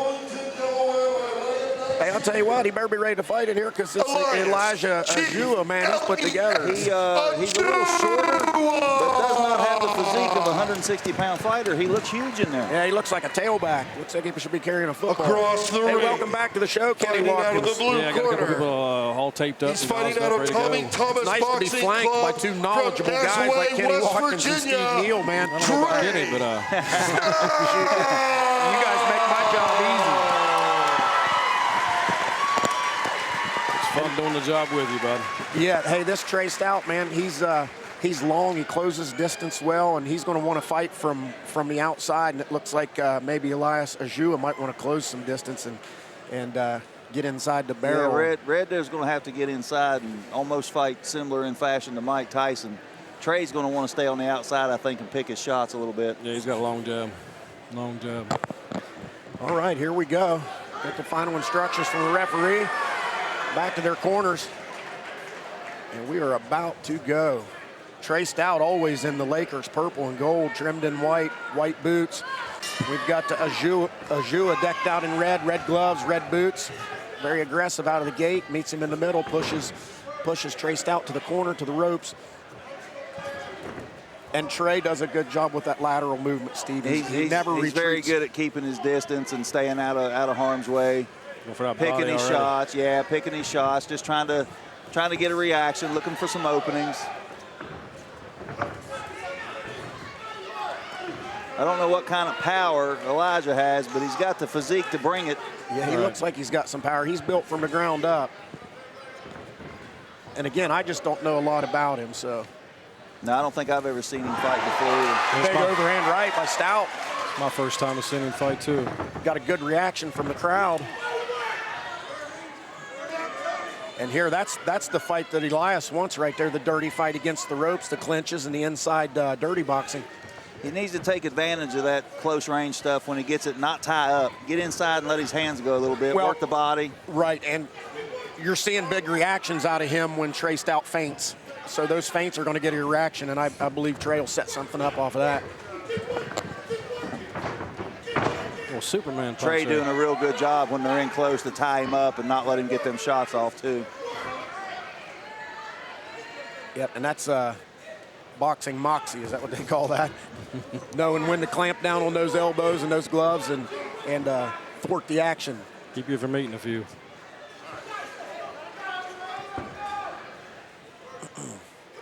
And you see the difference in the pace of these professional bouts.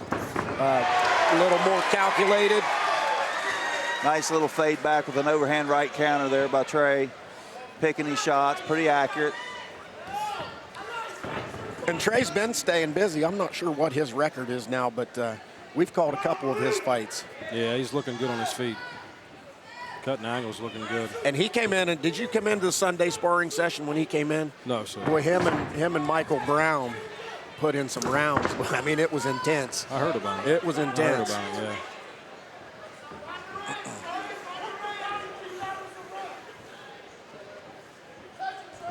So, Steve, when you become a professional fighter like this and you see these are 4 3-minute rounds, how does that progression go? Of course, you start with 3 3-minute rounds and then go from there. Yeah, I mean, most fighters in West Virginia get started in the 1-minute round, rough and rowdies and tough mans. Once they progress up to the kind of fights that you've seen here tonight where they're 2-minute rounds, you have to be a little more calculated. You got to slow your pace. You got to allow your skill to take over, not just your aggression. But then, when you step up from the 3 2-minute rounds, now all of a sudden your fight doubles in time. You're not doing 6 minutes, you're doing 12. So you got to slow down even more, pick your shots. Your skill has to increase and your pace has to slow. Right. Now, if you're in great shape, a lot of fighters still like to set that really high pace, and it works for some fighters, but not everybody can carry that energy through the whole fight. That's true. Well, that was a fairly even first round. I think that was a fill-out round. Neither fighter had super significant moments. Some of the aggression there from red corner is he's been a little bit over-anxious, I think, trying to press the issue. Stout was able to fade back on a lot of them and counter just with little pop shots. Nothing major. Nice fill-out round, but I got to give it to Stout. Right. Me too.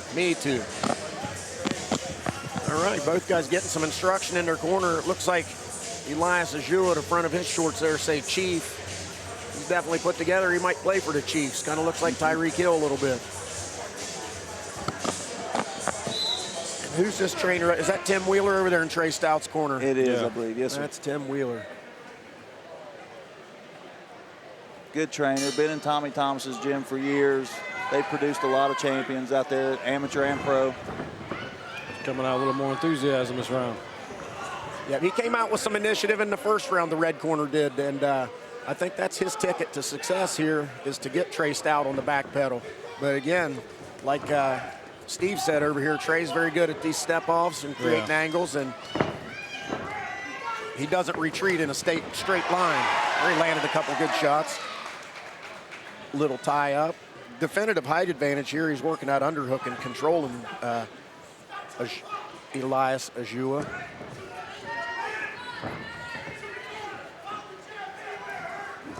Oh, nice counter right Yeah, hand right there. Very accurate, very short. And Ajua is showing some real initiative in pursuit in this round, and Trey Stout doing a good job with the sliding to the side and the counter right hand.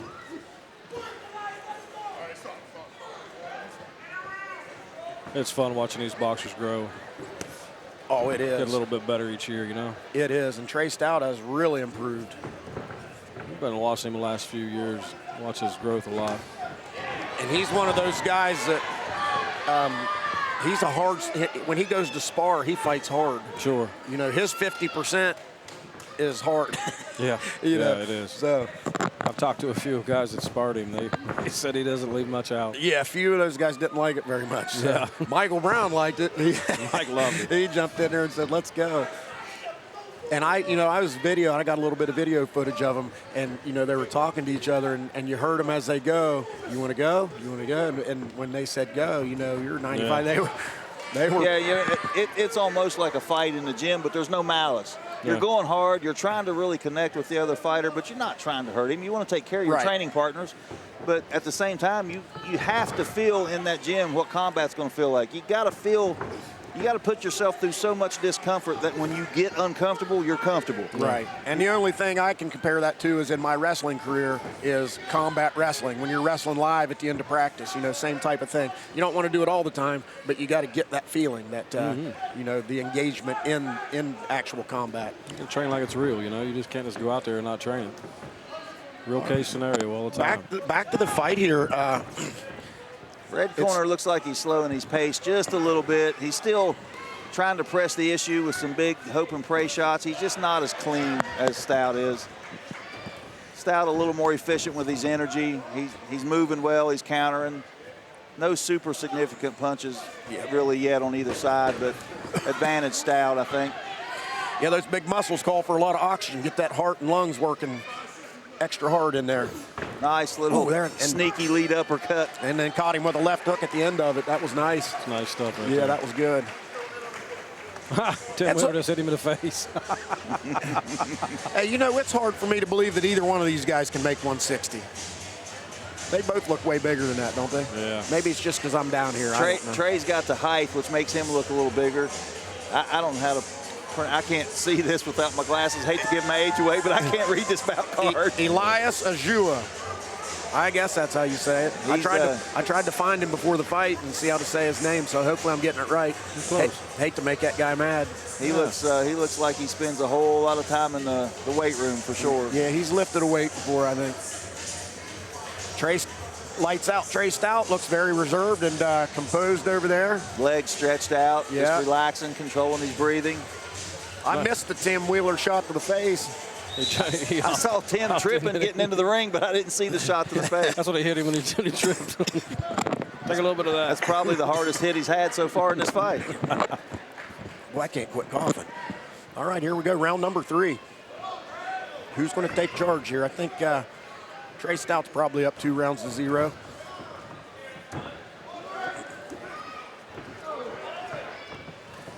Well, Steve, you're a promoter. You do your own shows. How do you go about finding these fighters? Just like I bring the ring over here and set it up for Mike, and it's a scouting session for me as much as it is, you know, business to bring the ring over. And I'm sitting watching all the fighters. I'll take a copy of the bout card home with me.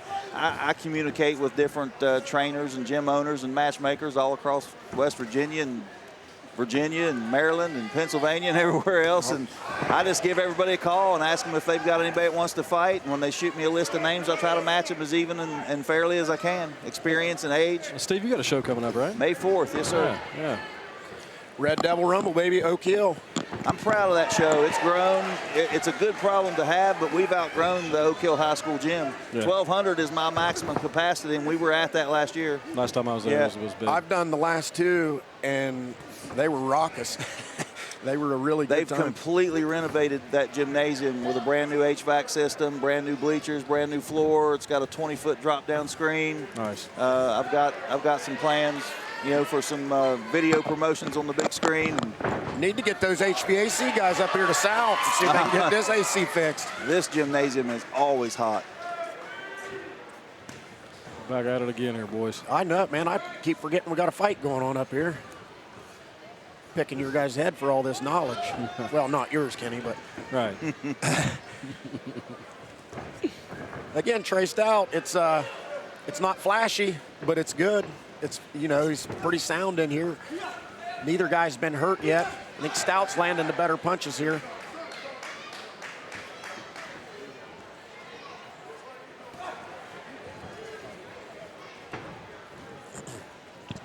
So, Steve, when does that movie come out that he was in? I don't know. I heard they were trying to sell it to, one of the Netflix or Hulu or one of those agencies. I'm not real sure if anybody's actually picked it up yet, but it's been rumored that it's supposed to come out this spring on one of those networks. I'm not sure which one. Speaking of Netflix, how about Jake Paul and Mike Tyson? I see that. July 20th or something like that? That's going to be wild, isn't it? That's definitely going to be a ticket draw. I'm not sure how exciting the fight will be, but yeah, it'll probably be one of those things where they put stipulations on Mike, don't hurt our guy. yeah. Mike's how old now? 57, 58? Yeah. He still is one of the meanest fighters to ever grace the ring, but he's almost 60, guys. Yep. You know what I mean? You can't expect to be able to perform like that your entire life. No. All right. 3 rounds in the books. Fourth and final round coming up. Coming to the 4th round. I believe Trey's won every round, but having said that, nothing super significant that stands out. He's landed the cleaner shots. He's more efficient with his movement and his energy, but I really would like to see him actually take over in this 4th round and convincingly close the deal. Right, yep, it's been pretty vanilla. Yeah. But, hey, what do they say? What do they call a guy that wins all of his fights by decision? A winner? Undefeated. Undefeated. So, and I'm always over here, saying I want to see knockouts, and that's what we all want to see. But in the end, you want your fighter to win the fight. You win tonight, you look good next time. Yep. You know what I mean? Just get the W. He's doing an outstanding job. That red double rumble got me spoiled down there. Sean Locker got me spoiled. Think every fight's going to be a knockout. Buddy, I'll have him as the main event. This time I'll have Cody Pearson, undefeated 5-0, Zane Jones, old Sippy Cup. He'll be back in there. Sippy Cup's back in the house. Maybe Trey Ferris. Do you know anything about Trey Ferris? He's from down your way? Trey used to train in my gym quite often, yeah. I was looking forward to him and Sean Schultz, and that one fell through somehow. Yeah. Oh, shout out to Trey. Trey texted me today. Trey Ferris. Hope you're out there listening and watching, man. Get those ribs healed up and get back in there.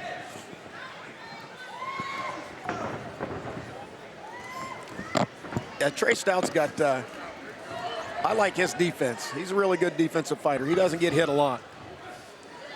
A rocking chair there. Yep. No elbow there.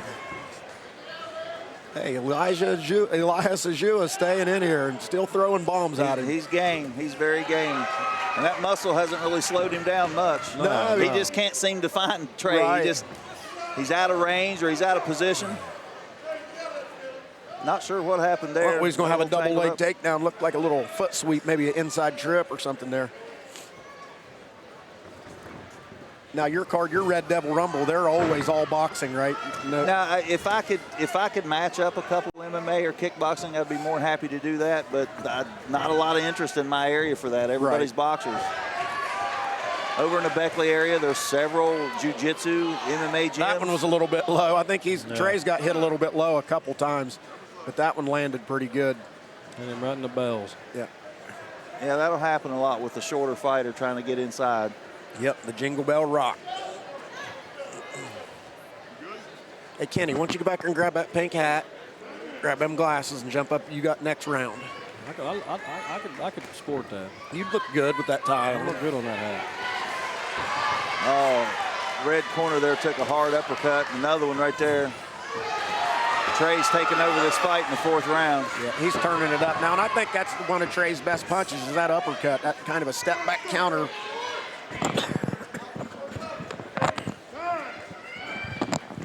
Timepiece or mouthpiece there. Uh-oh, mouthpiece flew out. Looks like Trey Stout's a little bit frustrated there, having a hard time getting to his offense here, but this Elias Ajua is a tough nut to crack, man. Yeah, boy. Pretty stout guy, powerful. Little shot there. Short left hook by the red corner.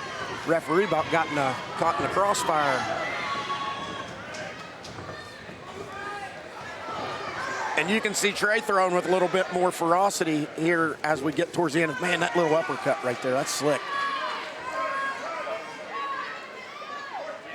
If he would maybe disguise that uppercut with a little lead jab or a little feinted jab. Look at that footwork. Had him turned around, had the red corner spinning in circles. And they're moving now. Get that crowd into it. Listen to that crowd. Yep, they're finishing the fight here. That's what you like to see. Red corner with the tie up, thwarting the offense from the blue corner. And that's where I would think that the red corner would want this fight to take place is inside. But when he gets inside, he wraps him up. Right. He's the one doing the holding. There it goes again, reaching out and wrapping him up. It'd be the opposite, you think. Yeah, he's taking away his own offensive stature there. He needs to let his hands go. Yep, he's been clipped on that chin a couple times too, though. Is that the same mouthpiece again? Same mouthpiece. You know what I say. Second time's a point in Macho Bob's world. Yeah.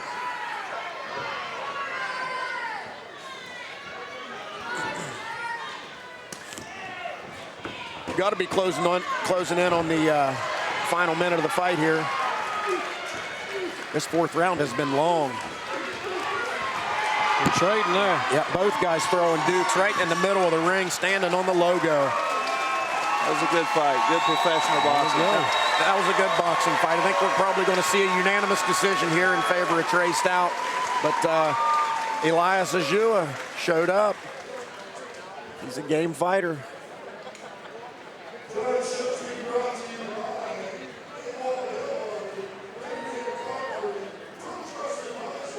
West Polo Club, home of the after You still law party, enforcement, Steve? and Amped Electric. 4 months to go. 4 months. And I can retire. All right. Now, I don't know that I'm just going to drift off into the deputy sunset that quick or not, but I'll definitely be at the point where they don't want to make me mad, you know what I mean? How long you been at it? As a deputy, 17 years, 12 years in corrections at the state prison prior to that, and 4 years military prior to that. So All right. 33 years Were in you uniform. Army? Army, yes, All sir. right. I was Army too. Thank you for your service. Thank you. As cliche as that sounds. What was your MOS in the Army? I was a bullet sponge, 11 Bravo. Me too, baby. Me too. Airborne Ranger. All right, I wanted to be a Ranger. I never got a chance to go to Ranger school. I was in from 01 to 05, so we were pretty busy. I went in 88 and got out in 92. Okay. I deployed with the 82nd Airborne when we invaded Panama. Okay, did you get a CIB? Yes, I did. Yes, that's awesome. I've got one myself, man. That's one of the things I'm most proud of in my life. So you've been to Fort Benning. 2 tours at Benning. I was yeah. on Sand Hill. Oh, wow. I was on Harmony Church. All right, 1 shot, 1 kill. We were on Sand Hill. Yeah. Trey Stout getting the crowd fired up. He is a fan favorite, and he's very personable. But I'll tell you what, if he keeps trying to take my job in the commentary booth, I'm going to get in there with him. Except I'm bringing a chair or foreign objects. He's probably a little bit better looking than me, Kenny. He's pretty. Getting them fired up right here in front of us. Lights out, Trey Stout.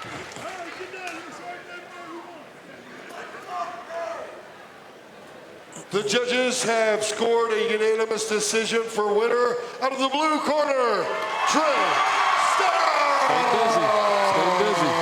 A little more accurate with his punching, too. Never wasted a lot of energy. Yeah. Good footwork, good angles. Were you a boxer, Steve? I done some boxing. I done some kickboxing. I fought a few MMA bouts. Okay. I started out just in the old 3-point wins Karate Kid tournaments. You know what I mean? from about age 13 all the way up till now. I've been involved in some type of combat sports my whole life, but never made it to, you know, a level any higher than what we just saw right here. Right. I had a couple of pro MMA bouts, couple pro kickboxing. Everything else was amateur. All right, we're on the back page of the scorecard now. That decision goes unanimous to Trey Stout. We're going to have another professional bout here. Antonio Castillo Jr. out of Canton, Ohio, veteran of 38 pro fights, but those aren't all boxing matches. Some of those are MMA. And he's taking on the young phenom, Trey Craycraft, out of Craycraft Boxing, 5-0. What do you know about this guy? Craycraft's a stud. I heard he's the real deal.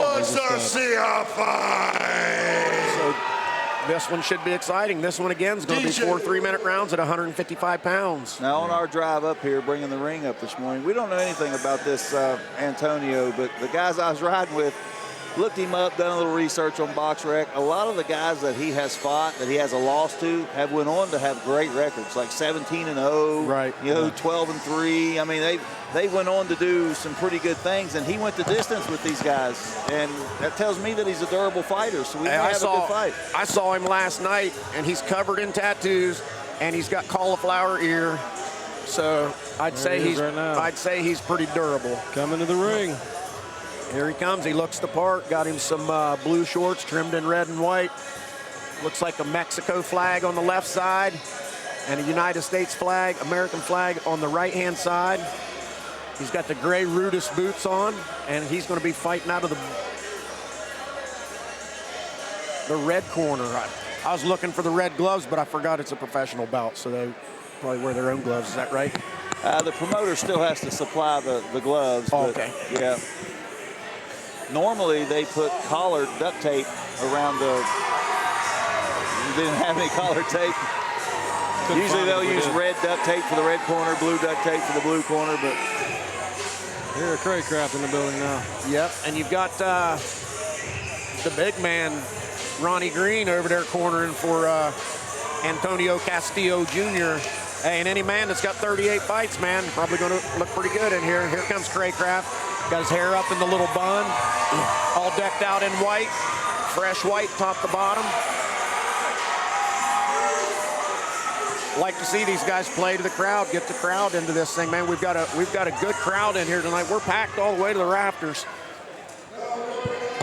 Mike always fills the house, doesn't he? He does every time. I love seeing it too. Kind of shows that hard work pays off. Corner, a veteran of 38 pro fights. It's out of way Canton, more difficult Ohio, than people think to put an event like this on. Mexican muscle. It really is. A lot of behind the scenes. There's so much behind it. The devil's in the details. The more you pay attention Jr. to small things, the better your event looks. And there's so much. Yeah, but how many shows do you got to put on before And you across realize the that? ring. Yeah, Lord. I mean, out of the blue put on 12 corner, or 15 of them, and I'm just now at figuring them out. 5-0, undefeated. Still be fighting figuring it out out of years to come. Craycraft Boxing Club in But Gallipolis, there's so many Ohio. communications with the commission, with other gyms, with other trainers, with other fighters. And it takes me about 3 months of consistent effort to get all my ducks in a row to have a show. Sure. And still in the final week, you're making adjustments and changes. And Yeah. Lots of moving Having parts. a show is one thing. Having a successful show is another. Yes. All right, this is going to be an exciting Yeah, fight. this is going to be a good one. Looks like both guys are going to come out orthodox. Yeah, I'm excited to see this Trey Craycraft. I haven't seen him yet. He's slick. A little bit of fancy footwork by Mr. Castillo. Definitive length advantage out of the blue corner.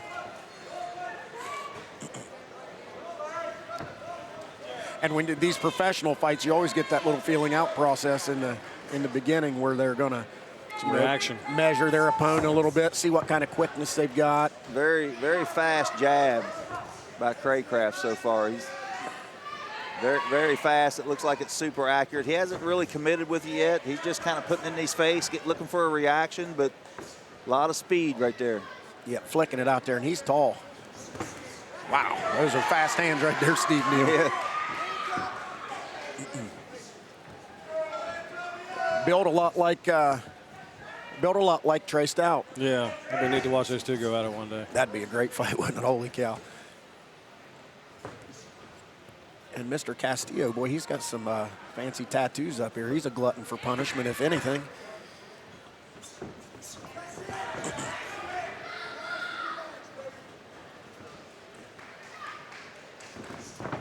Nice jab. They was coming right at us right there. I thought we was going to catch one of them. Yeah, Trey Craycraft is really living behind that jab, and it's quick, and he's sticking out there, not necessarily throwing it to land every time, but it's definitely getting up in the eyes of Antonio, who still managed to control the center of the ring here. But I believe that's kind of Trey Craycraft's style, huh? To move around and keep the fighter, maybe kind of bait him in and get him to walk into a trap.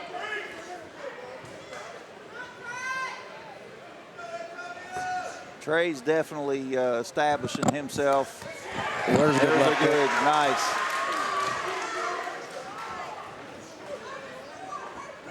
I like the all whites. He looks sharp in the all white.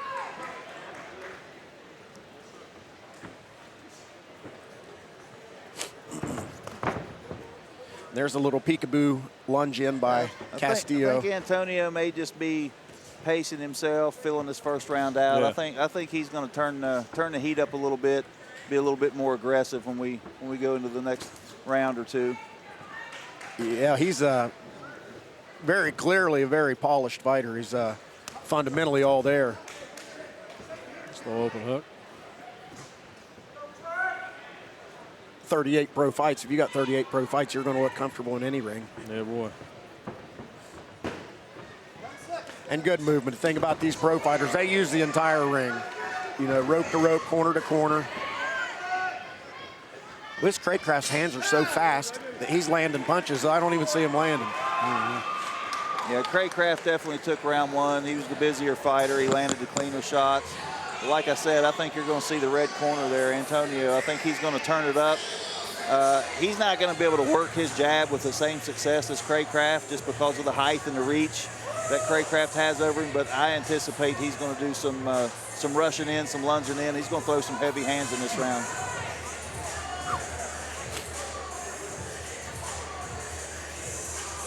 I'm bringing me a table fan next time we have fights here. Yeah. Last one wasn't bad. This is a warm one. The one before that was real hot. Remember that one, Steve? Yeah, it was brutal. And Antonio Castillo over here trying to get the crowd pumped up, pleading for some noise here. Like Steve said, we're going to see probably a different one in round two here. He's going to come out. I think you're going to see him lunging in, trying to close that distance, trying to land a couple of big shots. And if he's successful, I believe he'll follow up. That's just what I get from his posture and his mannerisms. I've never seen him fight before. But that's the only way he's going to have success is to get past that reach and that speed.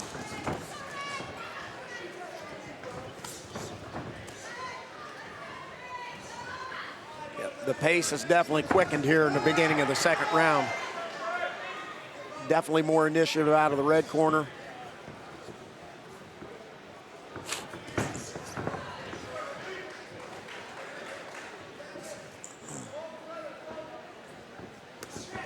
Now, at what point, Steve, do these fighters go beyond 4 3-minute rounds? You see Trey Craycraft's 5-0. At what point do you bump him up to 6 rounds? About right there. He's ready for a 6-rounder. He's comfortably finishing 4 rounds and being in control of all 4 rounds.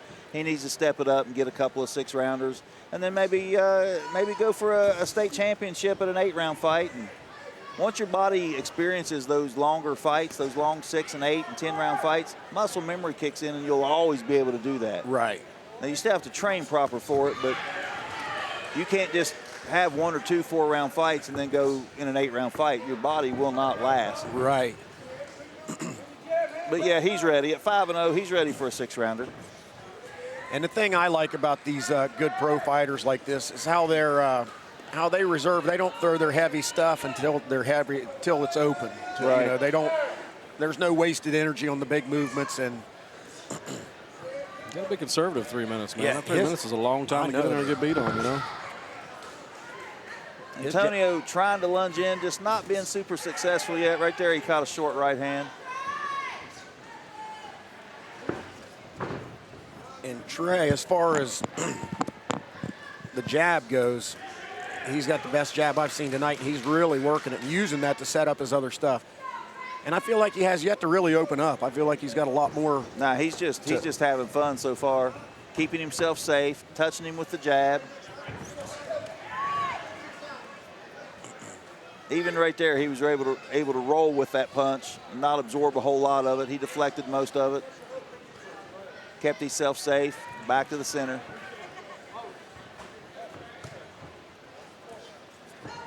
What was that about? What was that? I think Trey had to do a wardrobe adjustment there. Something was fixing his cup or his shorts, and Antonio gave him a second, and then they touched gloves and for some respect. Good sportsmanship.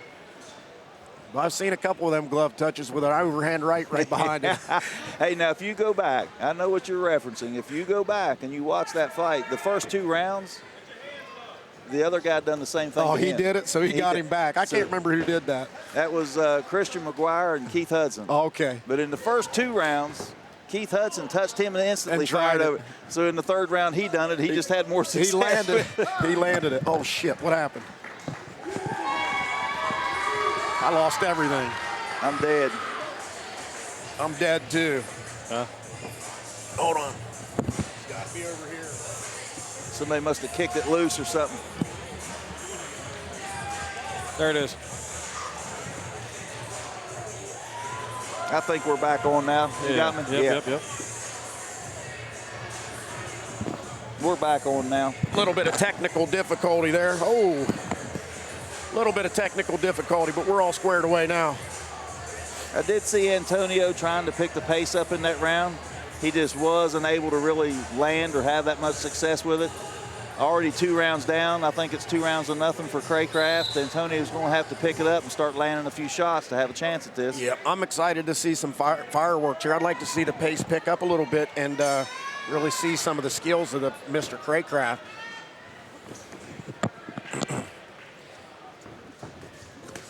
Well, there's a good Nice body shot. That was a good one. There he comes. Trey just super elusive, fast on his feet. Lateral movement and out of harm's way instantly. Yeah, a lot like Trey Stout. A lot like Trey Stout. Maybe a little quicker than Trey Stout. Maybe a little bit faster hands. I think he's a little quicker and a little more accurate, but real similar styles. Oh, that Nice. big right!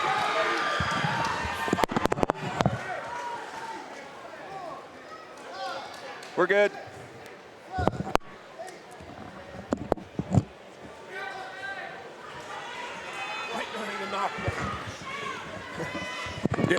You guys good? Yeah, good. yeah, I got you. Now back That's again. out What the again. fuck is wrong with this thing? We back on? No, we're off. I can hear you. I got you. You got Hear me? me? Yeah. Yeah. It's going in and out, isn't it? Yeah, it's fading in and out. We missed that. Did he score a knockdown? I don't know that he actually went down or not. I didn't see no count. Oh, man. Yeah, that looked like a... What the fuck? That looked like a knockdown. You guys still hear me? Yeah. Yeah. Maybe I need to keep my chair off my cord.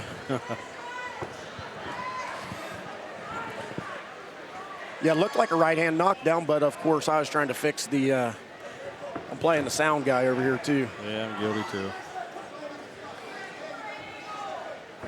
So, Steve, how you got the fight scored so far? Trey's been in complete control so far. The first 2 rounds went to him, and he's in control of this, especially with that good, strong right hand that we saw there just a minute ago.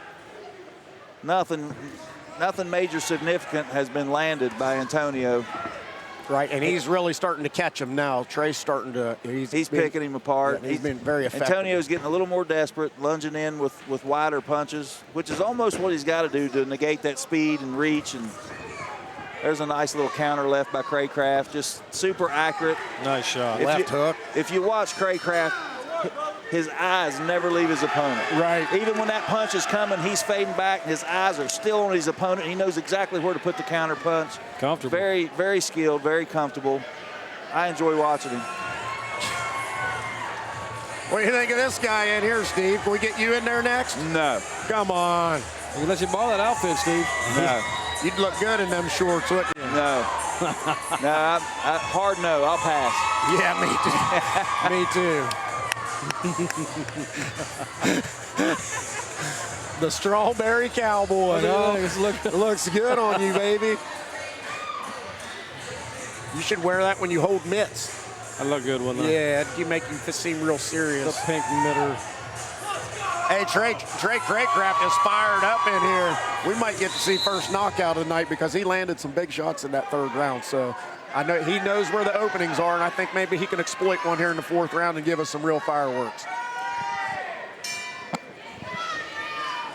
The coach in Trey's corner there is his dad, Daniel, a very talented fighter in his own right. Had a lot of good fights. Yeah, I think I talked to him in the back. He said he had 40-plus pro fights. Wow! Nice. Boom. Every time there's a big shot. This is crap. It's dead. I don't know. Nothing. I think it's that one on the floor. I got nothing.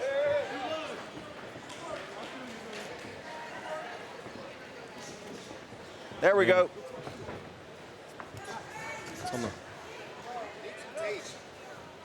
But then,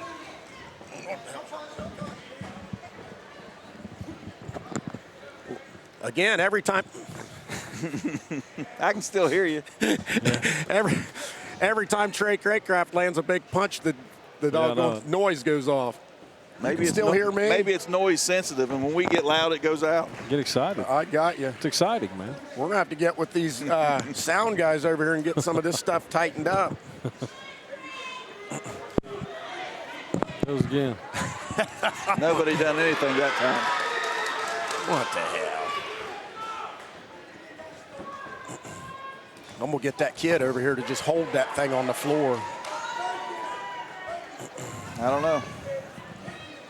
You guys hold it down. I'm gonna get that kid to come over here.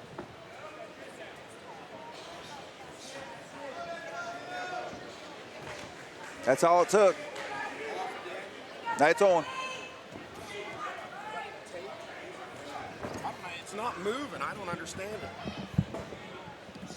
We're gonna have to hire someone to go over there and hold that connection. You can volunteer somebody. No, I'm missing all the action over here. Trey Craycraft's in here working, and I'm over here trying to fix the sound. Trey's in complete control of this fight. I don't even think that he's been hit, but maybe 2 or 3 times, and none of them even shook him at all. Yeah, and he landed some big shots over here in front of us just a moment ago. Splashed me with sweat. Probably got it in my drink. Nice overhand. Yeah, you need to get you a cloth. Cover that up.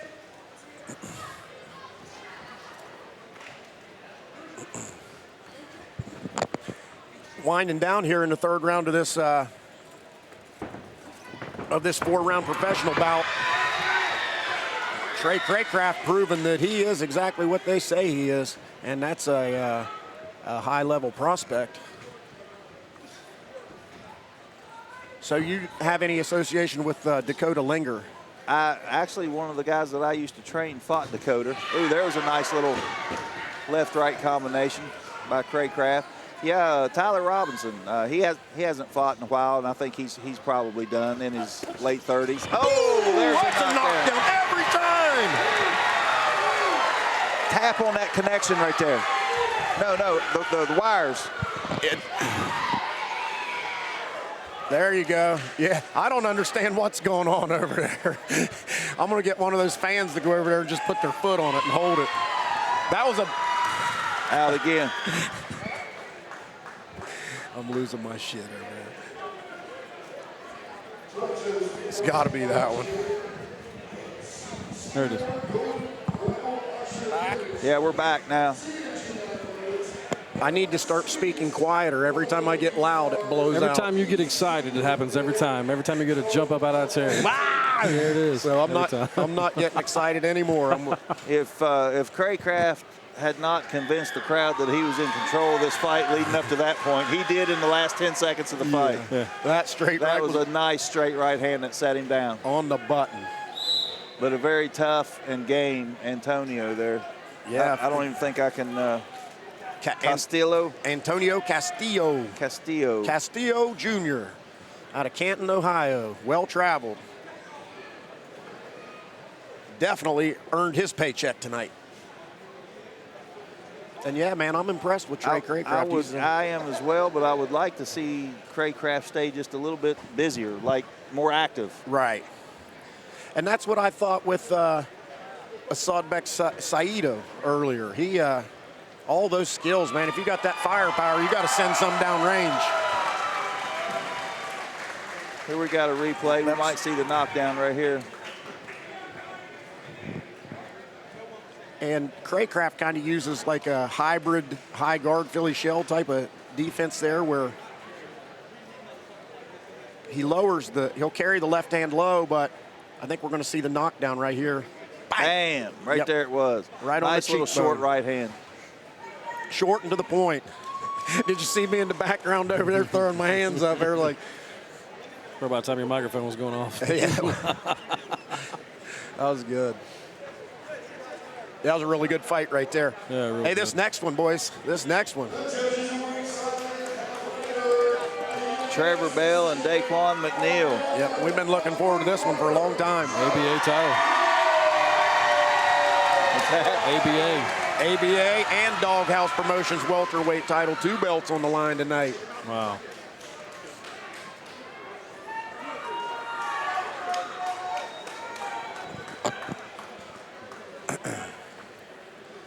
All right, I'm not getting excited during this fight.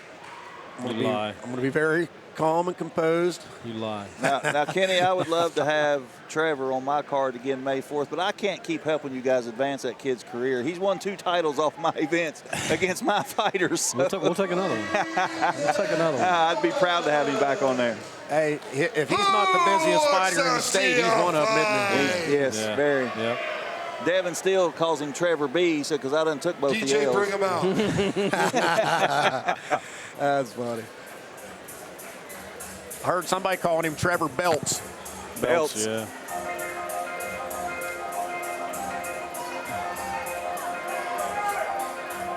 Yeah, gonna be a good one. All right, looks like he's the ABA. Daquan McNeil's the ABA champ. Trevor Bell's the Doghouse champ. And both belts are on the line tonight. Yeah. Daquan, can you got me or No, this connection. There we go. Daquan, I think, has quite a bit of experience in USA boxing. So he's got some solid amateur experience. Here comes Daquan McNeil in the Superman shorts, Superman colors, got the tassels hanging down. Those are some good-looking trunks he's got there. Superman. And he's got the matching blue Nike boots, and he'll be wearing the red gloves out of the red corner. We've been looking forward to this one they've made this fight on several different cards, and it's fallen through for different reasons. But the anticipation is over. Yeah. Now it's time to put up or shut up here.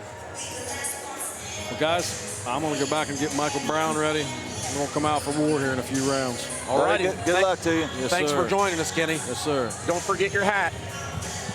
We're out again. Damn it. Hey, step on that connection over there when you go out of here. Step on that connection over there.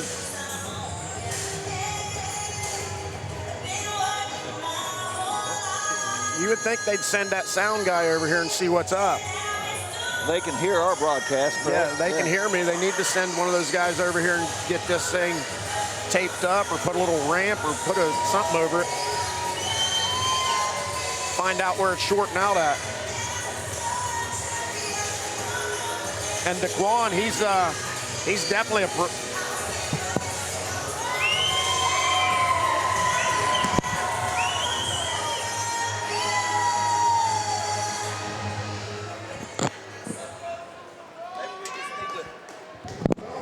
There it went again. It's got to be something on under the tape.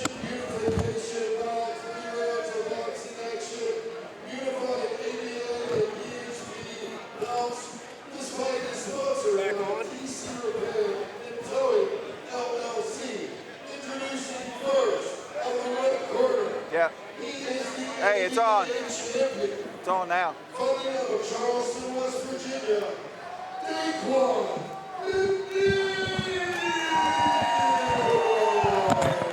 It's on. I'm not sure how long it'll last. Yep, we'll see how we're having some technical difficulty. I apologize to all of you at home. Every time I get excited, the audio cuts out. The thing of it is, our connection problem's 10 feet from us. Yeah, if it was right over here, we'd keep stepping on it.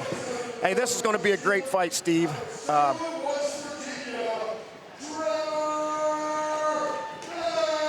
Both of these guys definitely professional type fighters. This is going to be exciting. Trevor Bell dressed in pink, white boots, blue gloves. Both men come out orthodox. Here we go. The fight we've been waiting for. And Trevor's very successful when he stays behind his jab. When he starts leaning on that right-hand power is when he's a little bit susceptible to losing decisions. Both fighters very, nice right hand by Daquan. Yeah, that'll wake you up right away, won't it? That was really the first effort punch he threw. Both these fighters very, very technical, very talented, very calculated.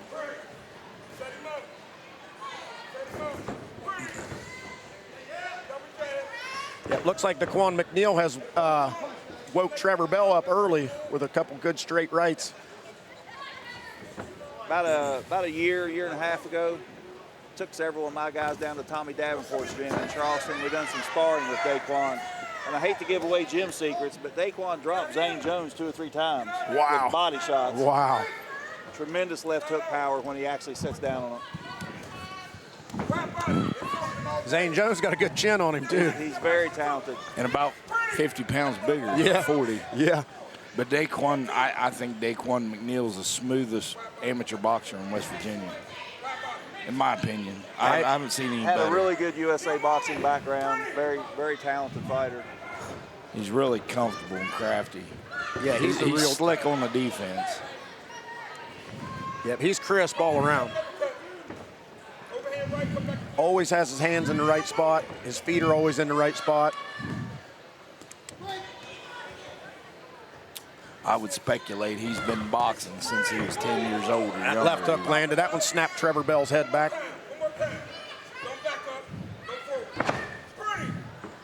His coach telling him to continue that, not to back up, keep stepping forward. And he's definitely owning the center of the ring.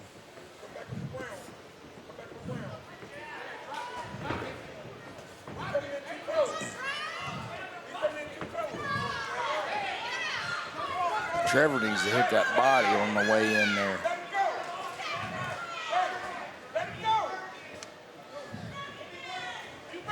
There you go. That's what I was just about to say. If Daquan would step back and give himself some punching room. Yeah, and he is working that body. Yes, he is sir. going downstairs. Trevor's going to have to pick his pace up just a little bit. He's going to. And Daquan McNeil, the scary part about this guy is he's equally effective on the offense or on the retreat. Excellent counterpunching skills. He reminds me of a smaller version of Evander Holyfield. Very similar. He crosses over, that crisscross defense. Right.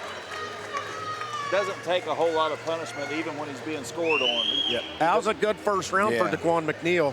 He's hard to hit clean. Uses that shoulder to deflect some of those punches, turns his head with it. Very tight. It's nice to see a very skilled, I mean, he's still amateur. He's going to be a super successful professional. So, Mike, what do you anticipate that Donnie Miller's telling Trevor Bell over here in the corner? Probably pressure, hit the body. Body, then head. And I think if you're in Daquan McNeil's corner, you're just saying more of the same. Keep doing what you're doing. Yeah, just do what you're doing.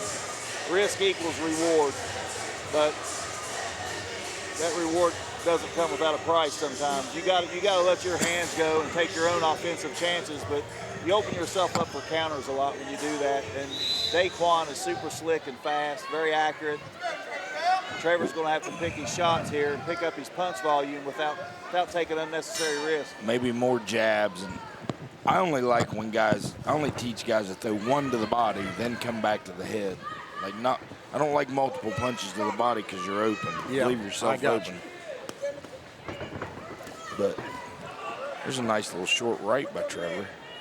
And that's something you notice about both of these guys. They're really effective and tight. They can get those punches off in a small space.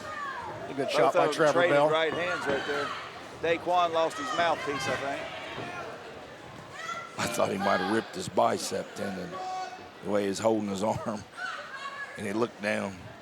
Hey, Trevor did land a couple good shots in that exchange. Yeah, he did. Definitely a better start to the second round. But if you notice, Trevor when he lands one, he's throwing one. Like, he needs to be throwing 2 and 3. You know what I'm saying? Right. Like, more throw the other hand. If you connect with a punch, you got to throw the other hand. Yes, you have to. You don't stop till you miss or he blocks it. I tell my guys a lot of times, the first punch, maybe even the second or third, might be slipped, might be blocked. You got me? Okay. There you go. Need a little. Yeah, I tell my guys a lot that if you just throw a 1-2 or, a straight right with a hook, I mean, they might deflect or block or slip the first couple, but if you throw 2 or 3 more behind that, at least one of them's getting in. Well, probably, but that gives your opponent more opportunities to counter you too, and to catch you in the middle of your combinations. True. I like 2, 3, maybe 4, but more than that, you're just leaving yourself open to be hit. Like on the mitts, we'll do a combination. I'll make them block, slip, or something. They'll throw a 2-3 back or a 3-2 back. Right hand, left hook, right hand. And again, like our last fighter, Trey Craycraft, who kept his eyes locked on his target, Daquan McNeil's very similar in that aspect. He's always locked on his target. Trevor's working a little harder this round. He is, and he's landed some good shots. Like you said, Daquan McNeil's just hard to hit.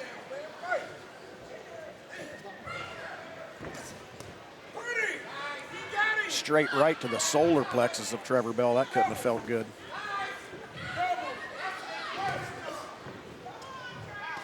On a guy like McNeil, you got to use some feints because he's going to block everything you commit on. You got to feint.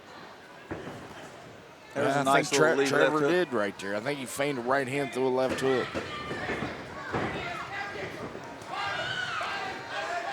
But McNeil's always in position to punch you.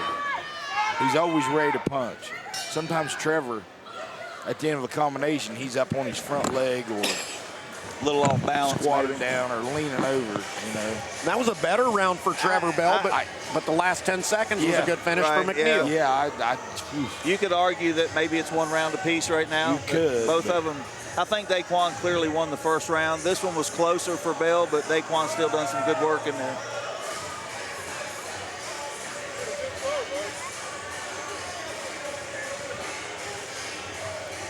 All right, it's going to come down. There we go again.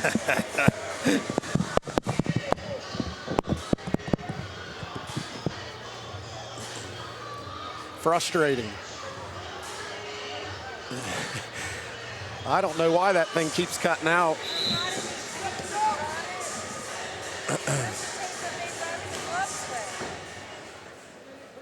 I got all kinds of sound equipment home at home, Steve, and those connections. I got these little like bungee cords that connect on each side and keep it plugged in there tight. Maybe they need to get some of those. Trevor Bell landed a nice straight right hand in that last exchange. He's going to have to do a lot more of that in this round to clinch the victory, though.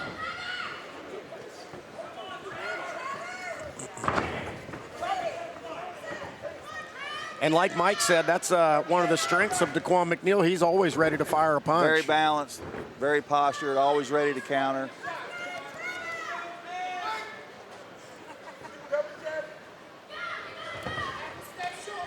Excellent fight. Tying up a little bit on the inside. I would like to see him let those hands go and work some angles on the inside. Nice couple body shots there by McNeil.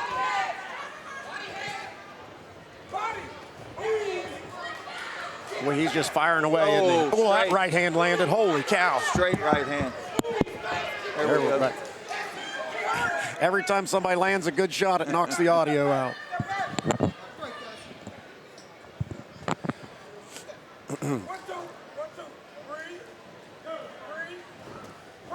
Nice counter right hand over the jab there.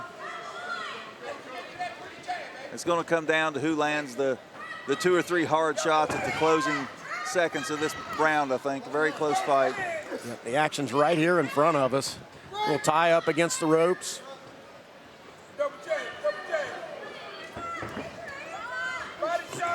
Another left hook by Daquan McNeil and an uppercut behind it.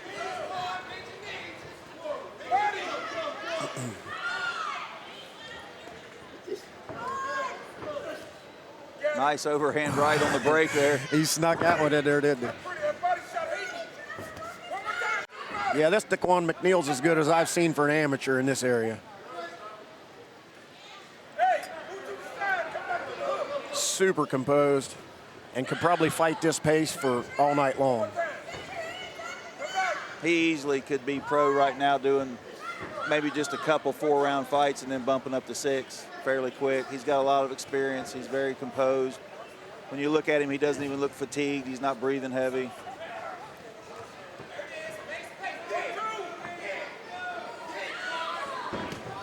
Nice body shot.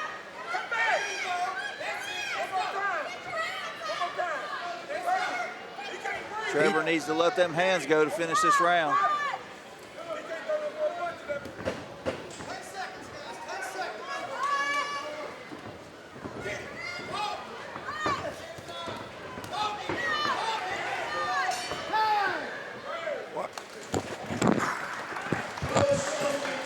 That was a heck of a performance by Daquan McNeil. Very close fight, very technical fight, but I've got McNeil winning about. Yeah, 100%. He landed the more effective punches. Probably led in volume too, threw more punches, landed more punches. But hey, that's the fight everybody wanted to see, man, and that's a good very measure. Exciting fight. That's a measuring stick for Trevor to see exactly where he's at this point in his career. And I'll have to check with the commission. I'm not 100% sure, but on these amateur fights, when they're for titles, can we not do 4 rounds? Yeah, that'd be great, wouldn't it? Or even 5, if they're still 2-minute rounds? Title fights, at least, not just a standard amateur fight, but when you're fighting for a title, let's do it again. Then the conditioning comes into play a little bit more. Yep, for sure. And both guys seem to be well conditioned. I think the difference in that fight was a couple of those straight rights that Daquan McNeil landed really took some steam out of Trevor Bell. And he landed a straight right to the solar plexus that looked like it definitely took some gas out of Trevor's tank. And it looks like Adam Collins is in here with that beautiful ABA belt. Fortner out of the red corner, Dave Buck. Good sportsmanship. Trevor Bell was already acknowledging with the finger point to the red corner that he knew he'd lost that fight. Yep, and hey,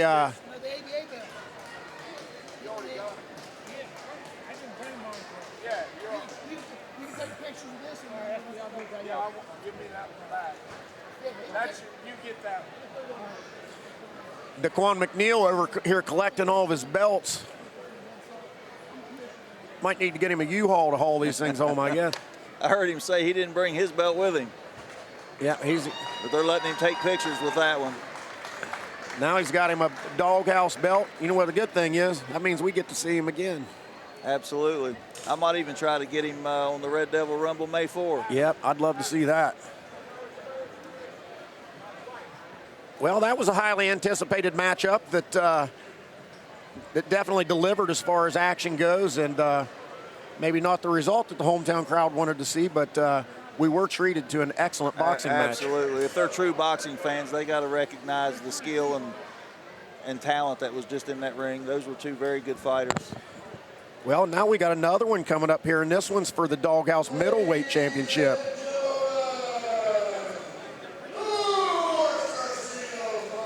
Darren Garnes out of the Craycraft gym taking on Dylan Murphy, the Maverick, and you've seen him fight a good bit. He's out of Tommy Thomas's gym, yes. He stays busy, and he'll fight anybody too. And he's definitely improving every time he's out.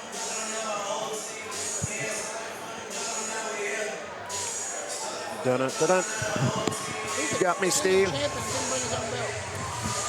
Hey, Adam, go step on that connection right over there. Over there. Step on that connection right there. There you go. Hard to believe that thing won't. Done it again. Step on it again.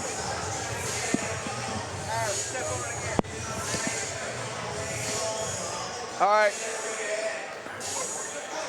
Look at this guy. What in the heck is going on in here? Can you still hear me?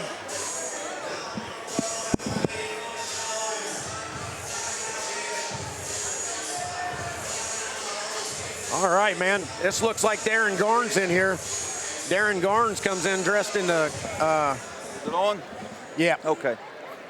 Darren Garnes comes in wearing the clown mask and his Doghouse middleweight boxing belt. He is the defending champion at 165 pounds. This will be 3 3-minute rounds. Wow.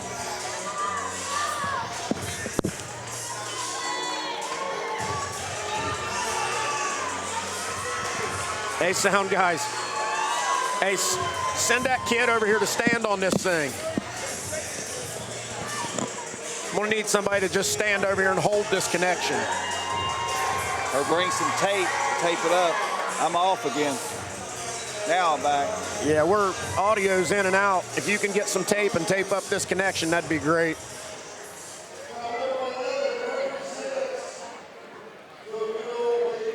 I've heard good things about this Darren Garnes.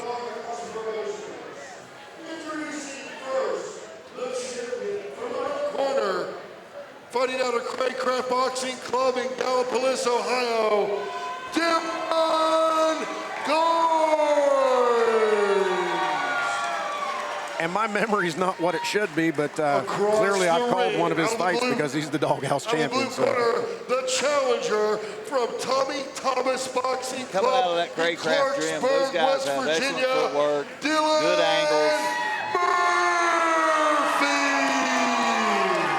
And very stylish. Check out those clown embossed shorts he's got, those trunks he's got there, very reminiscent of like a Hector Macho Camacho. Here we come. Dylan Murphy, Darren Garnes. Both men orthodox. Dylan Murphy with the blue gloves, Garnes with the red. Straight right hand right off the bat.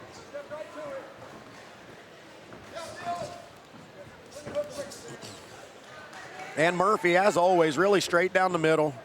You know, fundamentally sounds, throws good tight punches. This should play out to be a good one, Steve. So far, Dylan Murphy is trying to set the pace and establish himself. He's leaving himself open a little bit, but he scored 2 or 3 nice right hands. Right there was another one.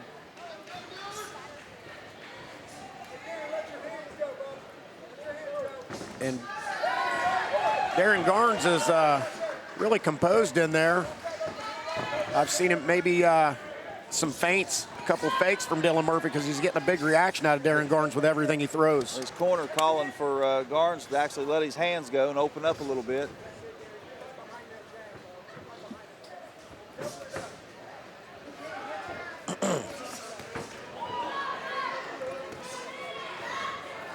There's a couple wide hooks by Dylan Murphy. Nothing really significant landed. I think a real clean shot from either one of these guys could change the course of the fight. Right. They're both throwing some heavy hands.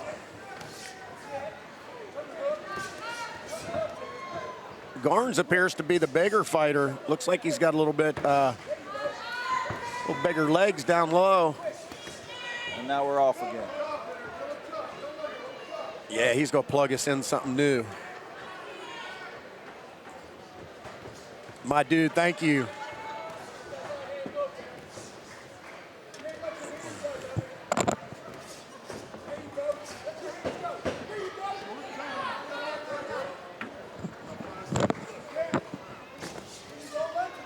Come on, baby. Come on, baby.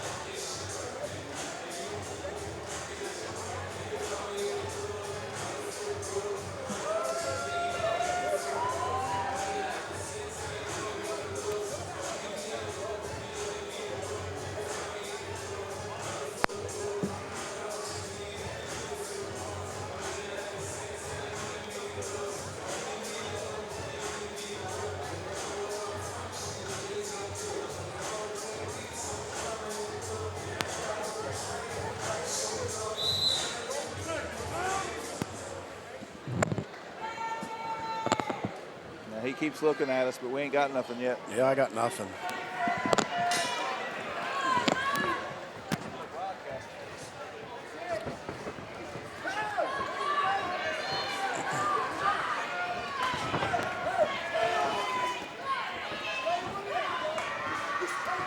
There we go. There we go.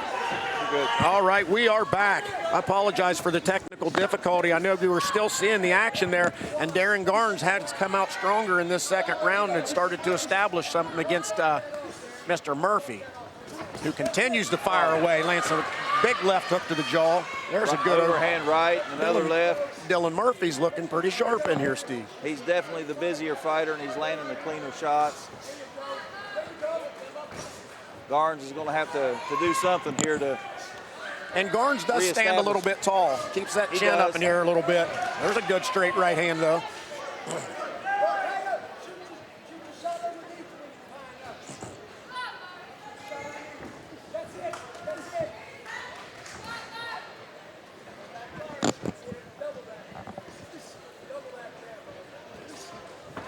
Pace slowing just a little bit. I think both of them starting to hit that fatigue factor just a little bit. We'll have to catch their second win for this third round. Yep, and I think Dylan Murphy has he's definitely been throwing the more volume. Definitely the busier of the two for sure. There's a right hand by Garnes.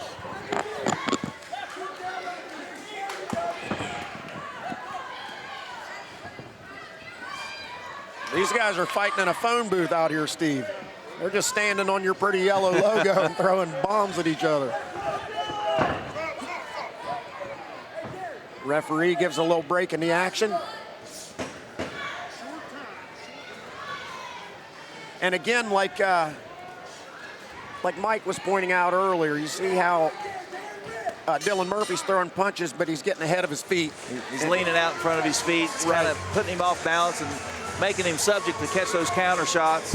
Murphy definitely the busier of the two. I got to give him 2 rounds to 0 right now. And there he is, the fan favorite, the Strawberry Cowboy. Not only is he pretty, he's pretty tough too. He fought on our last card up here. He's not bad. I don't think I've seen him fight. Oh, he's wild. He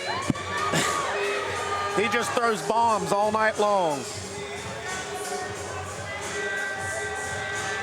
I think the last card, the last Doghouse Promotions event, I had prior obligations, so I sent Sippy Cup and the Hammer, Tyler Robinson, and they brought the ring up and set it up, and I didn't get to help him out at all. So tell me, Steve, did you give Sippy Cup his name? I did. On his debut fight, he was filling out his application, and he's like, what do I put down as a fight name? I said, you look like you're 12. Put Sippy Cup in there. And he did it as a joke, and it stuck. Oh, it's so good. All right, back to the fight at hand. The third round could well be 1 round apiece. Dylan Murphy's really brought the volume and continues to throw. Oh, nice right hand, but one at a time ain't going to do it. Dylan Murphy has landed the more. There was another overhand right by Murphy. If Dylan Murphy keeps it up, he's going to walk out of here with a belt tonight.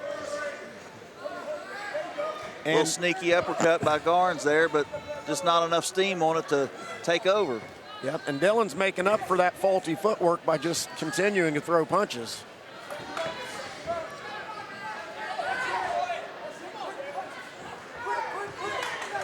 And he does lean a lot. Getting that chin out in front of his knee.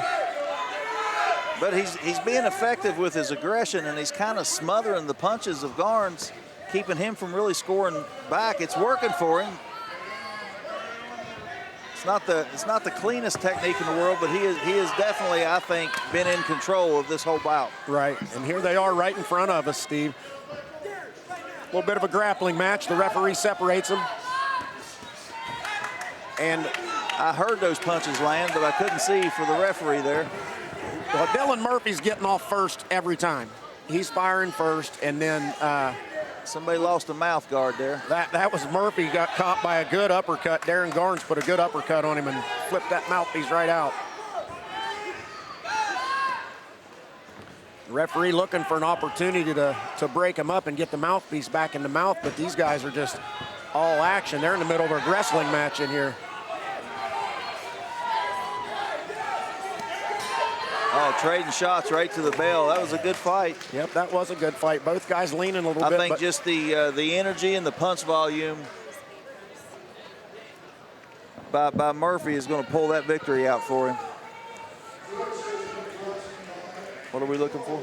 Oh, she just wanted one of these papers. Nice, we got that connection fixed, I think, knock on wood. Yeah. What a good fight card Mike's put together here tonight. He sent me a copy of this bout card a couple days ago, and I was looking through it, and I messaged him back, and I said, brother, this is one of the best fight cards you've put together in a while. I'm looking forward to this. It has proven to be a really good night of fights.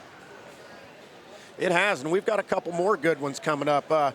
We got another Craycraft guy coming up, Caleb Henry, taking on Michael Brown. Brown's tough. That is going to be a barn burner, isn't it?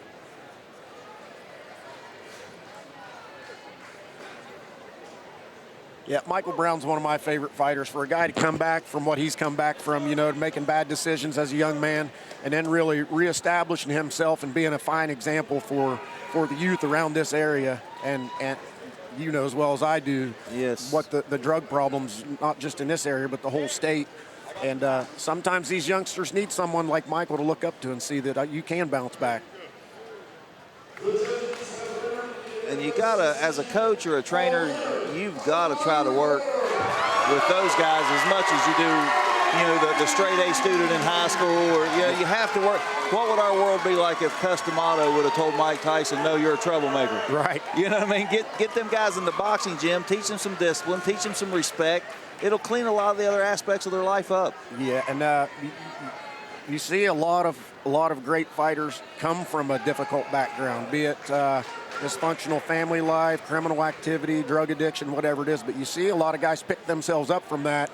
And boxing is a great vehicle for that type of comeback story to take place on. It's I don't even know how to explain it. If you've never been involved in any kind of combat sport, it's hard to make somebody else understand it. But for those that have done this, I don't need to explain it. Well, they understand what we're talking about. And I think it's you guys, the coaches, that should get a lot of the accolades or admiration, I should say, for the time that you put in spending with guys. You know, Mike Shepard's he's got a full-time job as a teacher. Sure. But if you want to fight and you'll show up to the gym consistently, he will be there and train you. And it is consistency. It doesn't have to be intensity. It's just consistency. Come all the time. Come as often as you can. We're all blue-collar boxers. This is West Virginia. Yep. But get in the gym. Yep, I've seen it with Trevor Bell. I've seen it with that Zachariah Mott. Zachariah Mott, when I first saw him, I thought, what in the world are you boxing for? And now a few years later, he's good. Yeah. I mean, he can fight. So that's what it is, consistency, staying in the gym and doing it and doing it and doing it. All right, here comes Caleb Henry out of the Craycraft Boxing Club. All these other guys from Craycraft have been well-dressed and very stylish, so let's see what this guy's got. He's coming out dressed in green and black, looking sharp. Has a little Bible verse on the front there. I didn't see what psalm it was. Black tights, black boots, cornered by the elder Craycraft. What's his name? Standing on the apron there is Daniel. Daniel Craycraft. That's Trey's dad. Okay. Good fighter in his day. Hey, if I know anything, these Craycraft fighters, they're all game. This one's going to be a good one. Hey, welcome to the show, Mike. Here comes the doghouse fighter, Michael Brown. Coming out to a little bit of Johnny Cash. Here he comes. Michael's a two-time Rough and Rowdy champion. He's the Doghouse Promotions light heavyweight champion. What else has he won? I don't know. He win any tough mans? He won some tough man. No, never fought tough He mans. got runner-up years Okay. ago when he was a kid. This is going to be a good fight. Righty versus lefty. Youth versus experience. Yep, this is going to be a good one. You guys hold it down. I gotta go.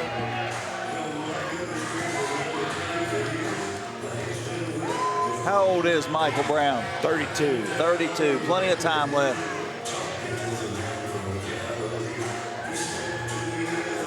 Oh, he's the ABA champ, too. I forgot.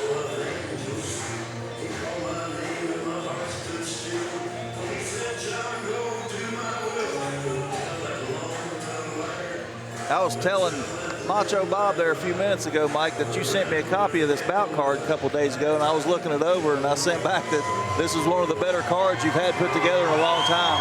Excellent fights, all very evenly matched. Beautiful. Too good. No knockouts. No knockouts, couple of draws. I mean, it's been very tight, very exciting.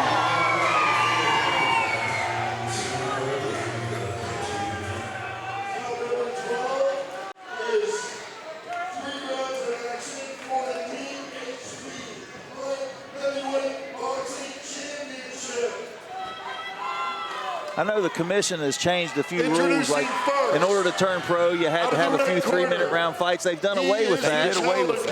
Okay, now, if you're still amateur and you're fighting for a title, can we extend it out to a 4 or 5 round fight for titles? Oh, I believe so. I think that would make for some exciting title fights at the amateur ranks if we could do that. I think so. And even though they're still 2-minute rounds, they're doing a couple extra rounds. That would be almost the same as doing the 3-minute rounds. They don't require that anymore, but I really like the idea of a 4 or 5 round title fight for the amateur. Boy, you hear that hometown crowd pipe up for their favorite, Michael Brown. Yeah. They know this is going to be action-packed. Michael Brown dressed in blue, black tights and black boots. Caleb Henry dressed in green and black with black boots. Here we come. Southpaw versus Orthodox. It's going to be a foot battle. Yep, the foot fight down there. A little bit of a feeling out process here early, but I'd say when these guys start firing, it's going to get hot quick. Yeah, probably.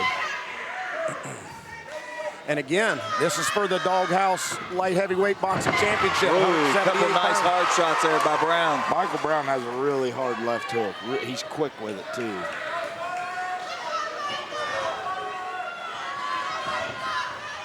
Mike, and what's your most effective punches when you're fighting a southpaw? Straight right hand. Straight right hand. Right hand, left hook. And that's Michael's strength. Yeah, his left hook is. We've been working on his right hand. And you notice, too, a righty versus lefty, both guys are square to the body shot from the back strong hand. Okay. Michael's straight right will connect, and his opponent's straight left will connect. Like you're square to it. It's a very effective punch coming in. And Michael does a good job of bringing those feet with him when he punches. Yeah. He keeps his feet underneath him and stays in a good boxing posture. Referee's in the crossfire in there. Those fast feet by Brown, closing the distance when he punches. He's not the tall fighter with a lot of reach. He's got the shorter, more compact frame. He's got to take his feet with him to get in there. Right. Just like that right there. He closed on him 7 or 8 feet across the ring there. Some good action in the red corner right there. Some back and forth. He needs to use that straight right to the body coming in. Wow. Pretty good round. How'd you guys see it? I don't know. I mean, it was a pretty even round, nothing of real significance, but I think Michael, with his aggression, he kind of pushed Caleb Henry around the ring a little bit, backed him into the corner a couple times. Yeah, especially at the end, at the beginning and at the end, I'll tell you this, I'd be a terrible judge, Mike. Oh, I would be a hate terrible to be judge. I think about putting myself in their shoes, like that girl fight, Tanya Hopkins. Yeah. Man. You couldn't get it wrong. I couldn't have choose a winner of any of the 3 rounds. Yeah, we were sitting at ringside and say, well, here's another draw, because it was that close. Well, it really could have been. Unless there's a knockdown. If there's a knockdown, there's a good chance of being a draw in 3 rounds. A 4-rounder, a draw. But a knockdown, no draw. It's odd there. A fighter knocks a guy down, and then the other guy beats him the second and third round. It's even. Without a knockdown, it's even. So, all right, here we go. I think we'll see him pick the pace up here. Round number 2 underway. Boy, Michael Brown is like a bull in a china shop when he decides he's going to throw punches. And Caleb, there's a good left hook, and Caleb Henry's going to have to act like a matador and start getting out of the way of some of these charges. He's definitely not wanting to stay in the pocket and trade shots. Brown is going to be the far more powerful puncher. A little bit of physical, a little dirty fighting in there, dirty boxing. Michael Brown showing that physical strength to be able to turn Caleb Henry like that once they get in the tie-up. I think Caleb Henry won 2 tough man contests this season, both ones he was in. So he's done something Michael Brown never done.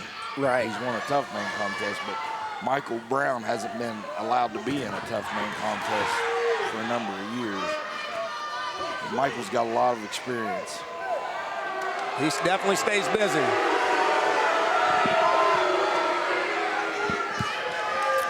Caleb Henry complaining of a shot behind the ear there, but well, what I say is don't turn your back. Sure. Or turn your head when you see the punch coming. Block it, slip it. And you can see Michael, boy, he really loads up on these punches, and he wants to hit you with some power. And I think he's really got Caleb Henry's respect, and Caleb Henry's a little bit... I'd say Caleb's felt his power a little. I'd use that straight right to the body, especially when their arms are out. Right.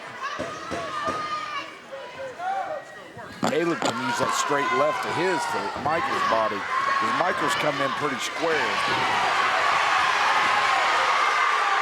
I didn't even hear the bell. I didn't either. That's good sportsmanship there. I just saw them both freeze. All right, into the second round. I don't know, 2 rounds 0, Michael Brown, hometown favorite. Yeah, I'm going to have to give both rounds to Michael Brown. His aggression, the power punching, the forcing the action, the better footwork, the lateral movement goes to Caleb Henry. He's just not putting anything. He's not taking advantage of it. When he gets out of one bad position, he's instantly in another one. He's not capitalizing on nothing. He's got a good stable of fighters to train with at his gym, but I don't think he's ever been in a real fight with an opponent with as much experience as Michael Brown. Michael's, that's different. Right. Yeah, I think Michael's definitely got a big experience advantage. But boy, you can't take anything away from the young man. He's in there holding his own. Oh yeah, he's crafty.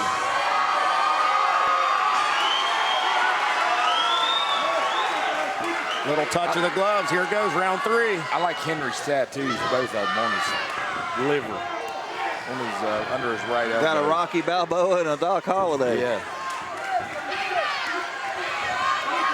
A little bit of dirty boxing on the inside here. Michael Brown uses that physical strength to turn him to the ropes. Henry's wanting to hook that right arm of Mike, or one of them. Maybe.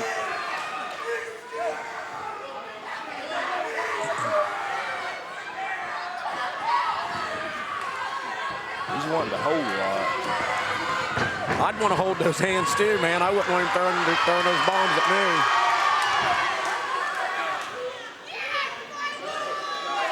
Michael's roughing him up now.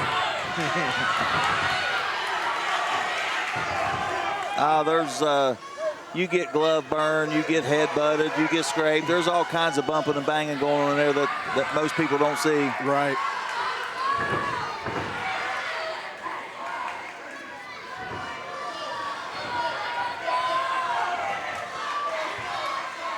Yeah, Caleb Henry's not too interested in these exchanges. He just wants to tie those hands up and get Michael Brown locked down.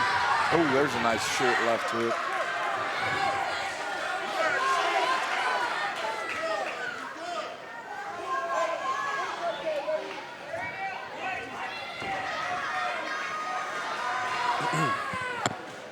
All right, closing in on the final minute here. Michael Brown just in constant pursuit. Oh, fancy little footwork. He ate a left hook there in the middle of that. Tried the little ollie shuffle and caught one on the jaw.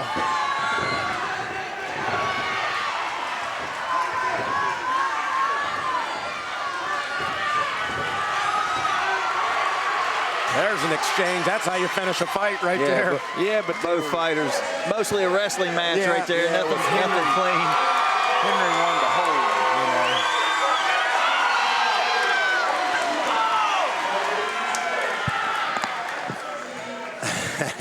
He's pretty excited about nothing, isn't he? I think so. I believe all 3 rounds went to Michael Brown.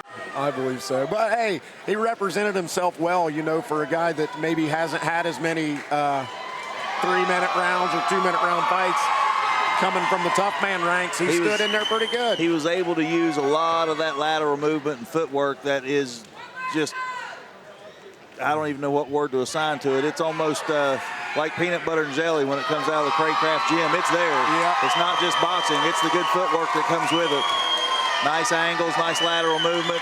And I think that movement and that footwork today is what kept him out of trouble. Yeah, and there you got the crowd favorite, the hometown boy, Michael Brown, getting the crowd spun up. Still plenty of gas in the tank. Like to see him go 4 or 5 rounds. Yeah, these title fights should be 4 or 5 rounds, I think. And you see kind of Michael Brown there kind of wanted to engage in a little bit different type of fight, whereas Caleb Henry was just more interested in getting those underhooks and overhooks and clamping those arms down. I think early in the first round, Caleb was doing a little jabbing, little pop shotting, trying to move. But once the aggression and the power of Michael Brown came through, he wasn't one to stand and trade as much. No, and the way Michael leads in there with his head, man, that's got to be tough to handle too.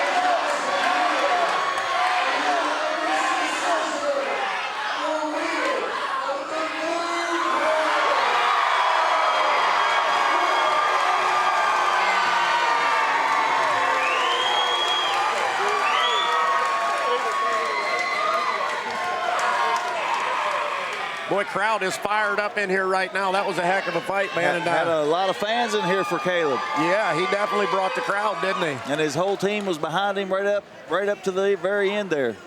I like it. Yeah, I'm pretty excited, man. When I see those Craycrafts on a fight card, man, I'm going to check that one out. I don't know if Mike's got any of his guys planned for anything else, but I'm definitely going to talk to Mike about trying to get a lot of the guys that fought tonight on my Rumble May 4th. That'd be great. That would be great.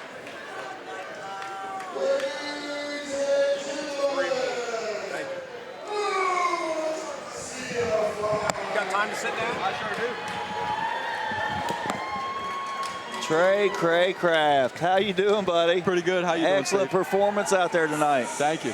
You're awesome, man. You got some lightning in those hands, don't you? Man, I appreciate that. I love your guys. I love your fight style too. Yeah. Me and Steve were just talking about all the guys that come out of your camp. You guys are like cookie cutters, man. You all move the same. You strike the same. Yeah. What's next, man? You're 6-0 now. 6-0. Just going to keep trying to stay busy. Stay with as many fights as we can get. You know what I mean? Stay busy. It's been hard to get the 6 that I've got. We just want to stay active, stay busy, see where we can take this thing. It's going to be harder and harder for you to find fights. Yes, and not a lot of guys want to get in there with you. That's right. So, are you 155? That's where you're going to stay? I normally fight 54. 54? Yeah, but I think we might go down to 47 soon.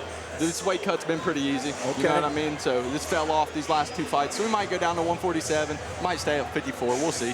Well, I'll tell you what, as far as I'm concerned, and I think Steve will agree, you're one of the top prospects in this state. Dude, you got a real future. Very slick, Well, very I appreciate fast. you guys. All right. Hey, Trey, get you back on another card soon, man. Yes, great sir. performance, and congratulate the other guys in your gym there, especially Caleb Henry did a great job taking on the more experienced Michael Brown, and Yes, a tough sir. guy. That's a tough fight for anyone, so he did a great job. You guys got a good fight camp. Yes, sir. Safe travels getting home. We'll see you soon. Thank you. Thank you, Trey.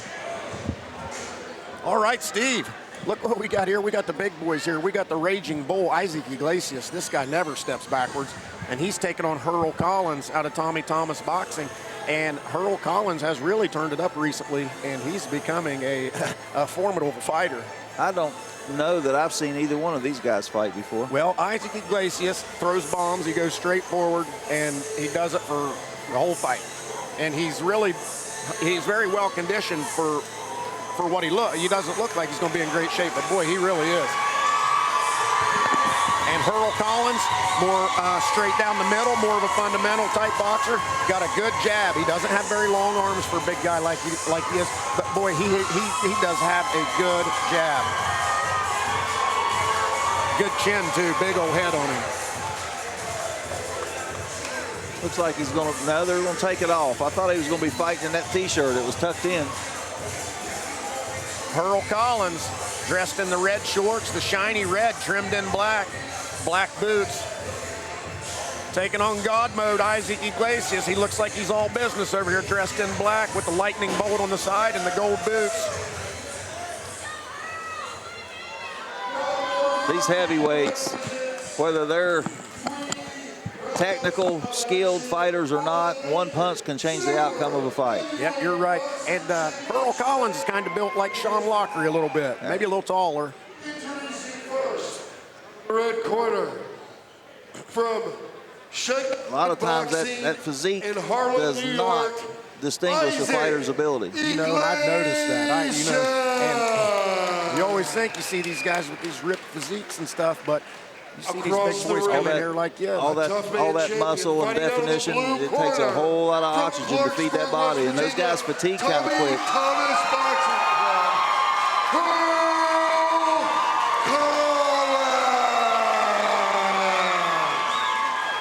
Hey, these big boys right here look like they're all business. They're ready to get after it. Here he is, Danny Ray, coming out of the ring right in front of us. The legend. A little bit of a height advantage out of the blue corner, but not by much. These are a couple of heavy hitters, it looks like. Yep, this is the opposite of the Autumn Miller fight. These are the biggest boys on the card.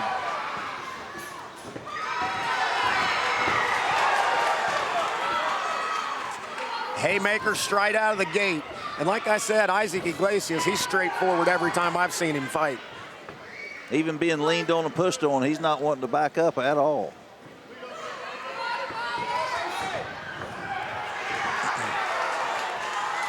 Don't blink on this one, folks. One of these guys could land one shot and end this thing immediately.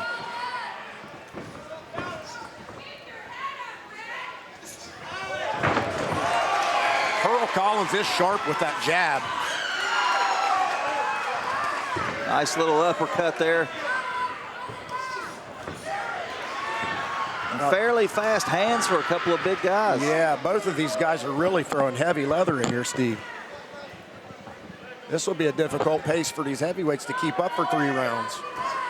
Nice stiff jab by Collins right there.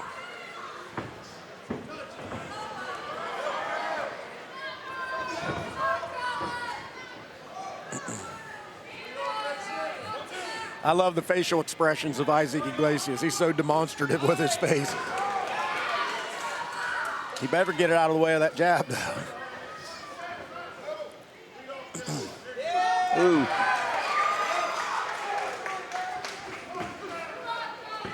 And Iglesias has landed a couple jabs to the jaw. Nice right hand to the body by Collins.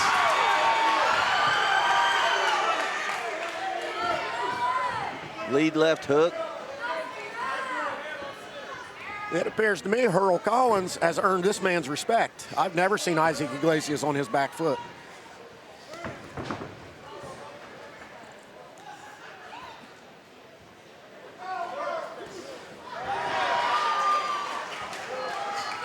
Slowed the pace. These punches are coming out of the Iglesias corner one at a time.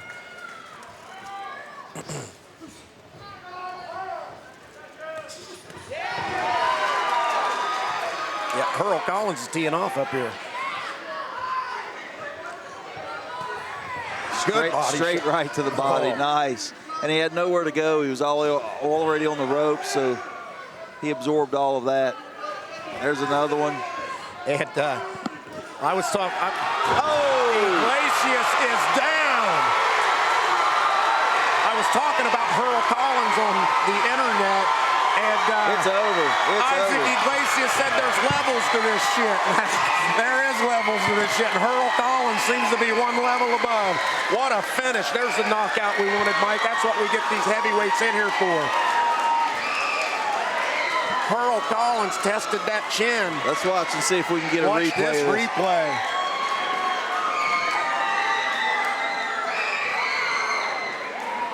He's dialed in right there. A couple of body shots, straight right body shots. Oh, it was a left hook.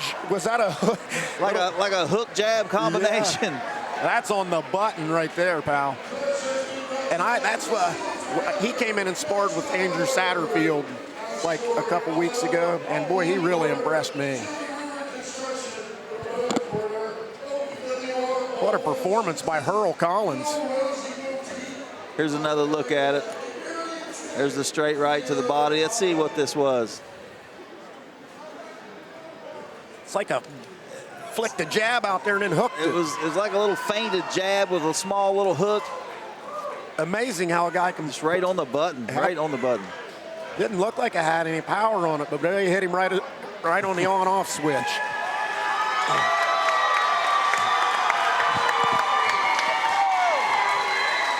Big Mike can barely reach around him. Hurl Collins. Traced out, baby. Hey, what's up, guys? How we doing? How about Hurl the Pearl? Oh my gosh, he's trained so hard for that right there. There's no way around that. I'm so proud of him. He hit the light switch on him, didn't he? He found the button. There's no way around that. It was like a little jab flick, and then it hooked around. He was setting it up the whole round. He was setting it up the whole round. And I was kind of pumping Hurl up online, and Iglesias said there's levels to this. And wow. Yeah. I think we found out that Hurl Collins is the real deal, man. He is the real deal. There's no way around it. He's going to go far. His head on straight. You'll see him on the big screen soon. Yeah. When you guys came up and sparred with us, man, I was really impressed with what he brought up there. His hand speed comes and his foot movement is above. I mean, he moves like a 180. And that power. I've never seen Iglesias down. I've never seen him take a step backwards. And for him to knock him out with a punch like that, that's high level. Yeah, it's unbelievable. Like I said, he's going to go far. I'm proud of him. I'm glad I get to work with him every day. So now, where are you at? You're 5-1, is that right? 4-1. 4-1. Yeah, I could not get that finish this evening. He was strong. He was very strong. Yeah. We were looking at that, Trey, and it looked like when he lunged in and committed, he never landed a whole lot of clean shots, but some of them was deflecting. Was he as powerful as he looked? Absolutely. His power was in his right hand. He caught me off guard with the power. We prepped for power. We knew what was coming. We've seen his size. We've seen some of his fights. We knew what was coming. We knew not to get aggravated in the clinch because we knew we was going to spend a lot of time in it.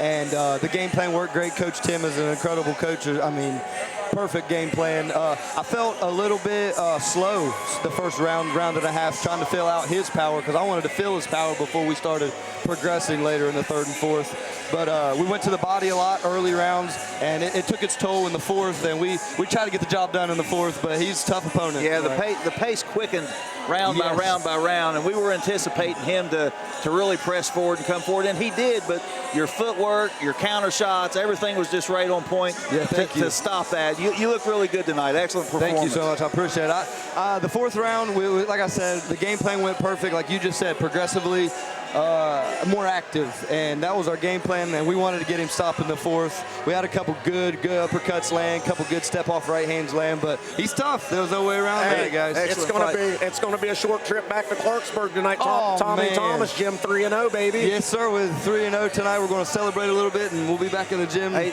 let me take you back a year ago. Okay. There was a movie being filmed in Beckley. We're almost at a year mark now. Almost at the year mark now. When is that movie coming out, and have you heard anything? I've heard a little bit. Curran Sheldon, he just actually, he's big document maker. He makes big documents. He's won uncountable awards for his documents, and this is his first nonfiction movie. So I think with his history and his wife's history of being so successful in the filmmaking, I think when they release their first nonfiction movie, I think it's going to blow up because it's got the one and only Christy Martin in it as well. Sure. She's amazing. It was so much fun. I'm hoping late spring, early summer. Okay. Do you know what network might pick that up yet? Hopefully Netflix and Amazon Prime. That's what we're looking at. Nice. So it would be awesome for that to blow up. Well, congratulations on your fight tonight. Thank you so much. And when that movie comes out, you're on the big screen, and good luck with that. Let's see how far you can take it. I'm looking forward to watching. For sure. Thank you, guys. Hey, next time I need a wingman over here in the booth, I'm going to give you a call. I'll be there. You know. Yeah, it's great to see you, Trey. Thank you guys so much. Wait, you are Trey, right? You're not your brother. Yeah, he wanted to come do this. Hey, safe travels, my friend. Thank you guys so much. See ya. Good work, buddy.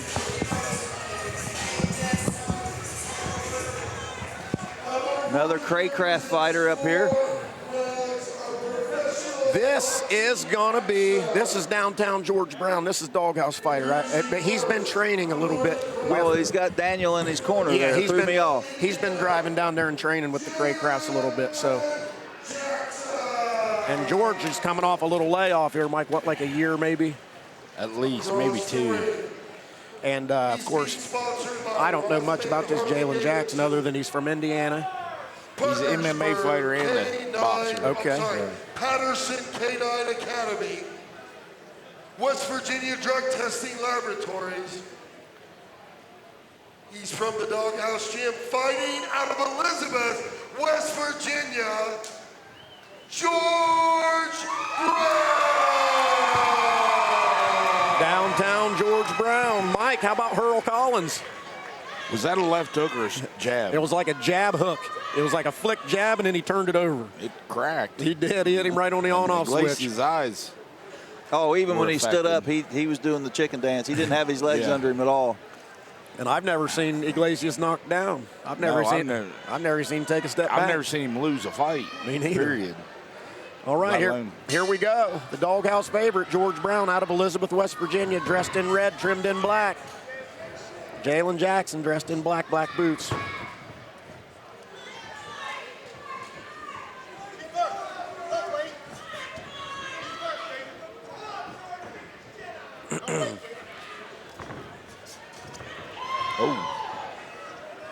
Getting a little aggressive there and losing his balance. I'm not sure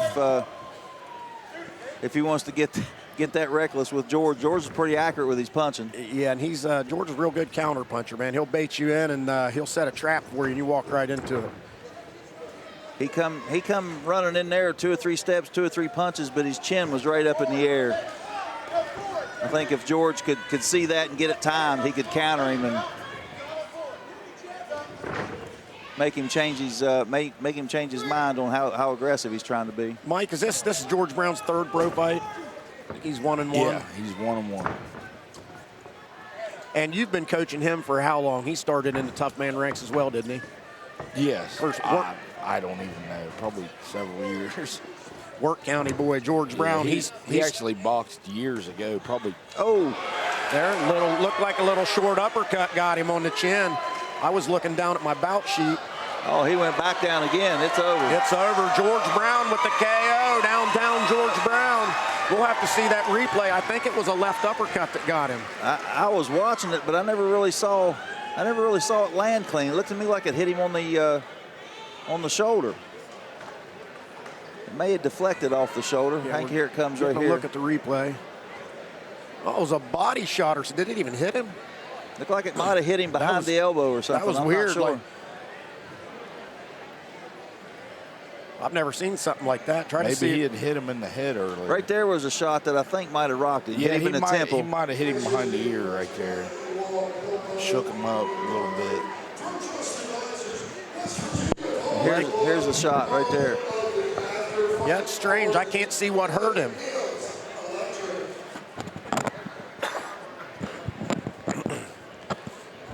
Phantom punch.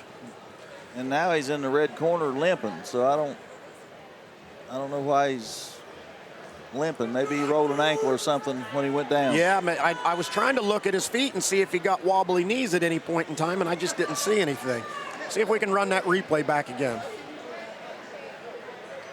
Here it comes. Let's watch those feet and see if that ankle turns over.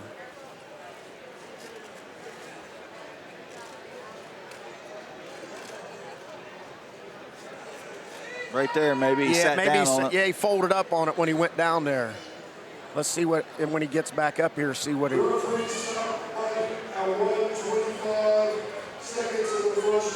Yeah, he's favoring that right foot. He must have rolled up on that.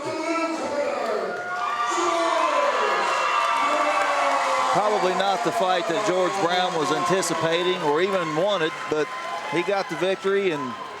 Yeah, it's always good to get a victory. Back on track. Yep. Like to get a few more rounds in, and I'm sure he would like to have done a few rounds. Yeah, hate to see a guy get taken out by an injury. Looks like he twisted it up pretty good. He's getting some assistance down the steps there out of the red corner, so he may have sprained that ankle. All right, Doghouse Gym, George Brown. And I was about to touch on his sponsors when he got that KO. George Brown sponsored by Mothman Harley Davidson, Patterson K9 Academy, and West Virginia Drug Testing Laboratories. Nice.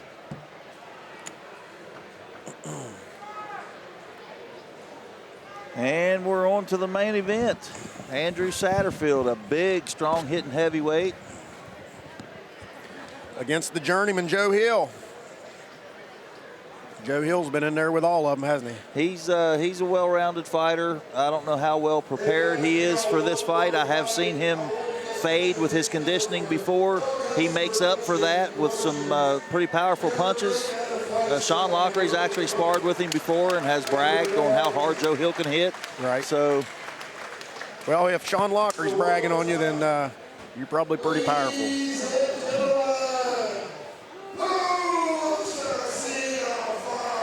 I do, Danny. One more, baby.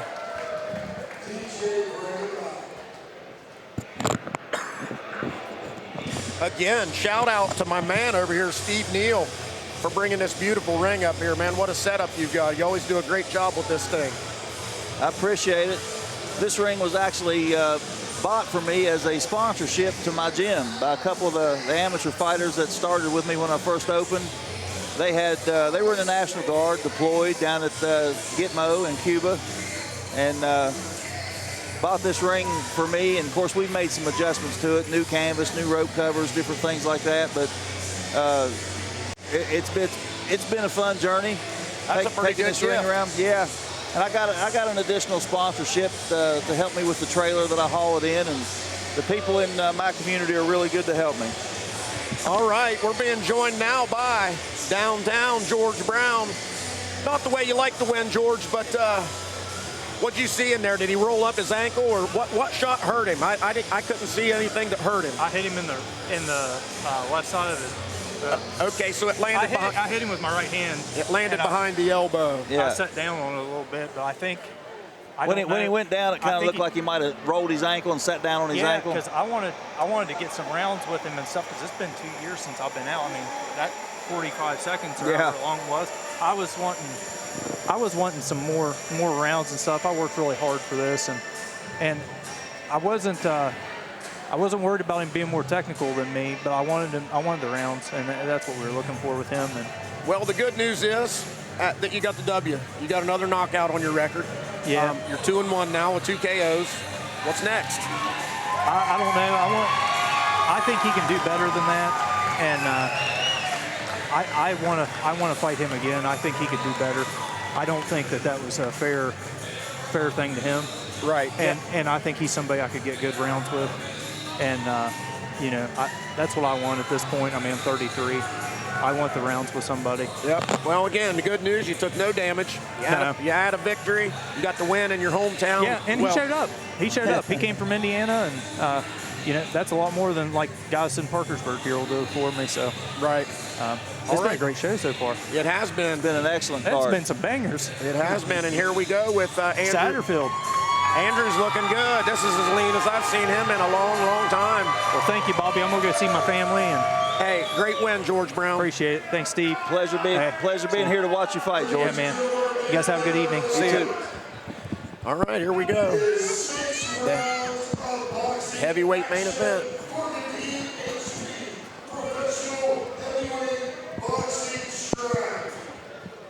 Introducing first, out of the red corner, fighting out of the Boxing Club from Rock Creek, West Virginia, the challenger, Joe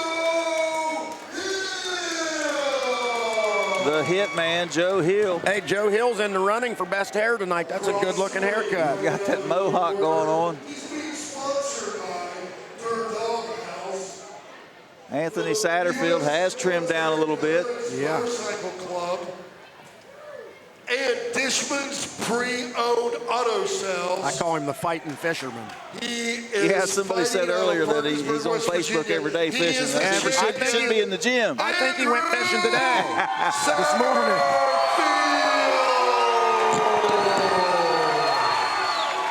All right, hey, I was talking to Andrew earlier, and he said he wants a knockout tonight, so hopefully he can come in here and get a finish and put himself in line for maybe a title shot coming up. Mike and I have talked about maybe a Satterfield Lockery heavyweight title fight, but I'm trying to get Sean down to the cruiserweights. He don't need to be a heavyweight. I've already got him set up to fight for the cruiserweight state title on May 4th, and I told Mike earlier that if it worked out that Andrew got a victory tonight, maybe we could put a title fight on that same card. Here we come. Andrew Satterfield starts with a nice sharp jab. Joe Hill does have heavy hands. If he can connect. In that corner is not a good place to be. Satterfield is stalking. There's a 1-2.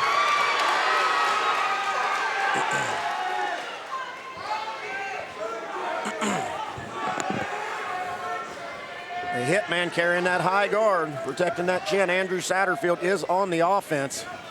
He's got Joe Hill moving backwards. I think Joe's already tasted 1 or 2 decent shots and understands Andrew can hit too. Talking to each other there. I'm not sure what that was about.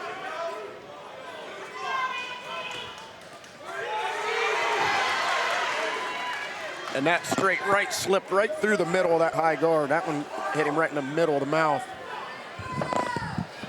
There's a good right and a left. Andrews putting it on him. And the big knockdown right in front of us. I don't know if he's going to get up from this, Steve. He don't act like he's hurt. About come through the ropes on us, Mike. Yeah. We about got in the action. We got that rope spacer loose right there. Well, I'll tell you what, get out of the way. You're going to get smashed.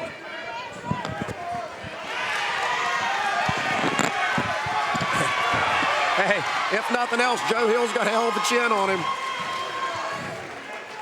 He's been taking some heavy shots. He volunteered to take that knee to get his wits about him. He He's took back a good up. left hook, a body shot and a good left hook. Yeah, it's over. That's it. The big KO finish from Andrew Satterfield. And he is still the Doghouse Promotions heavyweight champion. Hey, Steve, what a night of fights, man. Excellent card, some good boxing action, large crowd. And I'd like to thank you again, man. It's always easier for me to call these fights when I got some knowledge on either side of Man, it. this is only the second time I've ever sat here and done this, so I don't know that I'm the guy with the knowledge that needs to be here broadcasting beside you, but you did great, man, because I always tell Mike like this, I'm just a fan. You guys are the fighters and the coaches, man. You really know what you're looking at. So I do appreciate you being here. Man, I appreciate you having me. I've enjoyed it. Yep. And look forward to May 4th. I can't wait. May the 4th be with you. And may the 4th be with you for all you Star Wars fans out there. It's going to be a good show. We anticipate an absolute sold-out crowd to the point to where we're not going to have any more seats even if we had more tickets to sell. It's got a lot of hype. There's a lot of energy behind it. I've already got 2 or 3 fights on the card made. Like I said, the main event's going to be a cruiserweight state title fight for Lockery, and hopefully he can get that fight and then move forward and maybe look for a couple of bigger and better things. He's almost to the point now to where the days of him fighting in West Virginia are almost over. Right, I agree with that. Well, listen, man.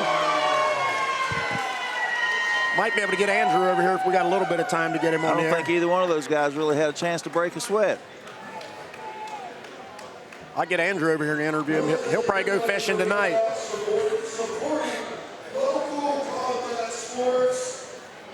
Trying to get Andrew's attention so he'll sit down here with us for a minute. Yeah, we'll get him over here in just a minute. I don't think it won't take the doctors long to check him out. But I'll tell you what, when I tried to get an interview with Sean Lockery down there, you can't, man. He had all the fans. He took 50,000 pictures and like family, friends, fans, all the softball. We do that event as a fundraiser for the softball team. They all wanted team pictures with him. Yep, and I will say, Mike does a good job packing this gymnasium in here. It was pretty full in here tonight. I don't know the exact number that showed up, but like I said before, your shows down there are the most raucous environment I've been a part of. I appreciate that. Yeah, we've got a good fan base right there. A lot of support from local communities and businesses. Hey, tell Andrew to come down here. Get the big heavyweight down here and get him some airtime.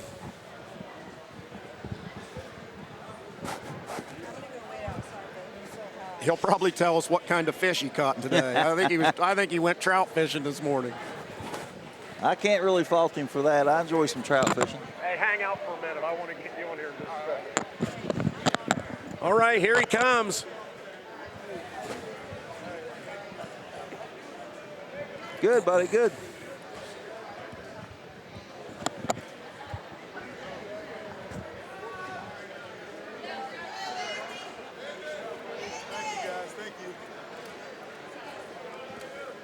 Hey, here he comes, the man of the hour, the tower of power, the fighting fisherman from Yes, Parkersburg sir. West. Did you go fishing this morning? Not this morning, yesterday. Oh, I saw you posted a picture of a trout. I was Yes, like, that sir. dude went fishing to get warmed up. Andrew, great performance, man. You gave us what we wanted, first round knockout. What's next, baby? Well, hopefully a couple of different things, but I'm going to try to fight for the title. If Lawfree wants it, I mean, I'd love to fight for it. Well, I was talking to Mike earlier, and I think we're actually thinking about putting him in the cruiserweight division. He's just not big enough to be a heavyweight. He's not big. He's not a very big dude at all. Very he needs tough. to be a cruiserweight. But I told Mike, if we can work it out, we'll find you somebody, and we'll put that state title fight on May 4th at my show. All right. Sean will be fighting for the cruiserweight title that night. We'll find you somebody. If it's in the honestly, cards, we'll make it happen. Yeah, but I was honestly looking for Sean because I know he is so tough, man. That guy has a motor. You know, it's hard to beat him. He's just got it in his heart and He's in his got head. a gas tank. He's a pressure fighter. Yes. He stays on it. But, hey, let's not talk about Sean. This is your night. Yeah, what man. about that performance for you tonight? I just felt good. I felt better in this camp than I have in a long time, honestly. You look good. You look lean. Things are coming together for me. Good deal. Finally in Good my deal. career, you know, You look fast and in shape. Where are you going fishing tomorrow? Well, might go trout fishing. All right. Well, listen, good luck, man. I hope you catch a trophy. Thank you. You're a great fighter. Can't wait to see you You again, guys man. were great at commentary. Oh, the thank best. you. Steve Neal did good, man. How about Hurl Collins tonight? Oh my goodness, what a contender he will be. Yeah. You know, he's looking to go pro from what I understand. Yeah. So. Now, he's gonna be a good one, heavy-handed for sure. My goodness, and I've sparred with him a few rounds. The boy's just talented. That's a good sparring partner for you, my friend. Yes, he is. Well, listen, Andrew, good job tonight, man. Thank you, Way guys. to close the show. Thank you. Talk to you Thank soon. very All much. right. Guys, Where'd that strawberry cowboy go? Cowboy! I'm gonna close this night. I'm gonna bring in the star of the show. This guy's got more character than Hanna-Barbera. Macho, while you're getting him geared up, I'm going to step off and help these guys break this ring down. It was Hey. a pleasure working with you, my friend. Thanks for joining me. All right. Well, listen, I couldn't think of any better way to close this show than talking to you and give you an opportunity to tell me what in the heck is going on inside your brain. I would say that's a question for the doctors, and you never know what's rolling through the brain sometimes. You're a never know. fighter, you're a comedian, you're an entertainer. I just like to entertain. I Hell, got- I almost sang tonight. I almost sang a national anthem tonight. You so. should. I think you did that on our last show, Yeah. and you did a bang-up job. Yeah. So what's next for you? When are we going to see you fight again? I'm hoping to be fighting in Rough and Rowdy in Clarksburg. All West right, I Virginia. bet they love you in the rough and rowdy, I'm man. hoping. We're going to shoot for, I can't take Big Cat's national anthem, but I'm going to shoot for, like, ring girl and fighting in there. So that's the goal. All right, again, I wanted to remind you, I'm going to copy off your tattoo there. I'm going to get me one of those tattoos that says breathe right there. And that, Oh, yes. every time you get wound up, you can just look down at that and remember. But anyhow, hey, thanks for bringing your entertainment value to the show, man. We love seeing you out here, and can't wait to see you fight again. appreciate But I love your baseball slides, man. You're my ring dude of the night. Inspirational. Hey, for Doghouse Promotions, I'm Macho Bob. Steve Neal, Mike Shepard, they're all out of here for the Strawberry Cowboy. Hey, Give a good little night. yeehaw out here. United we stand.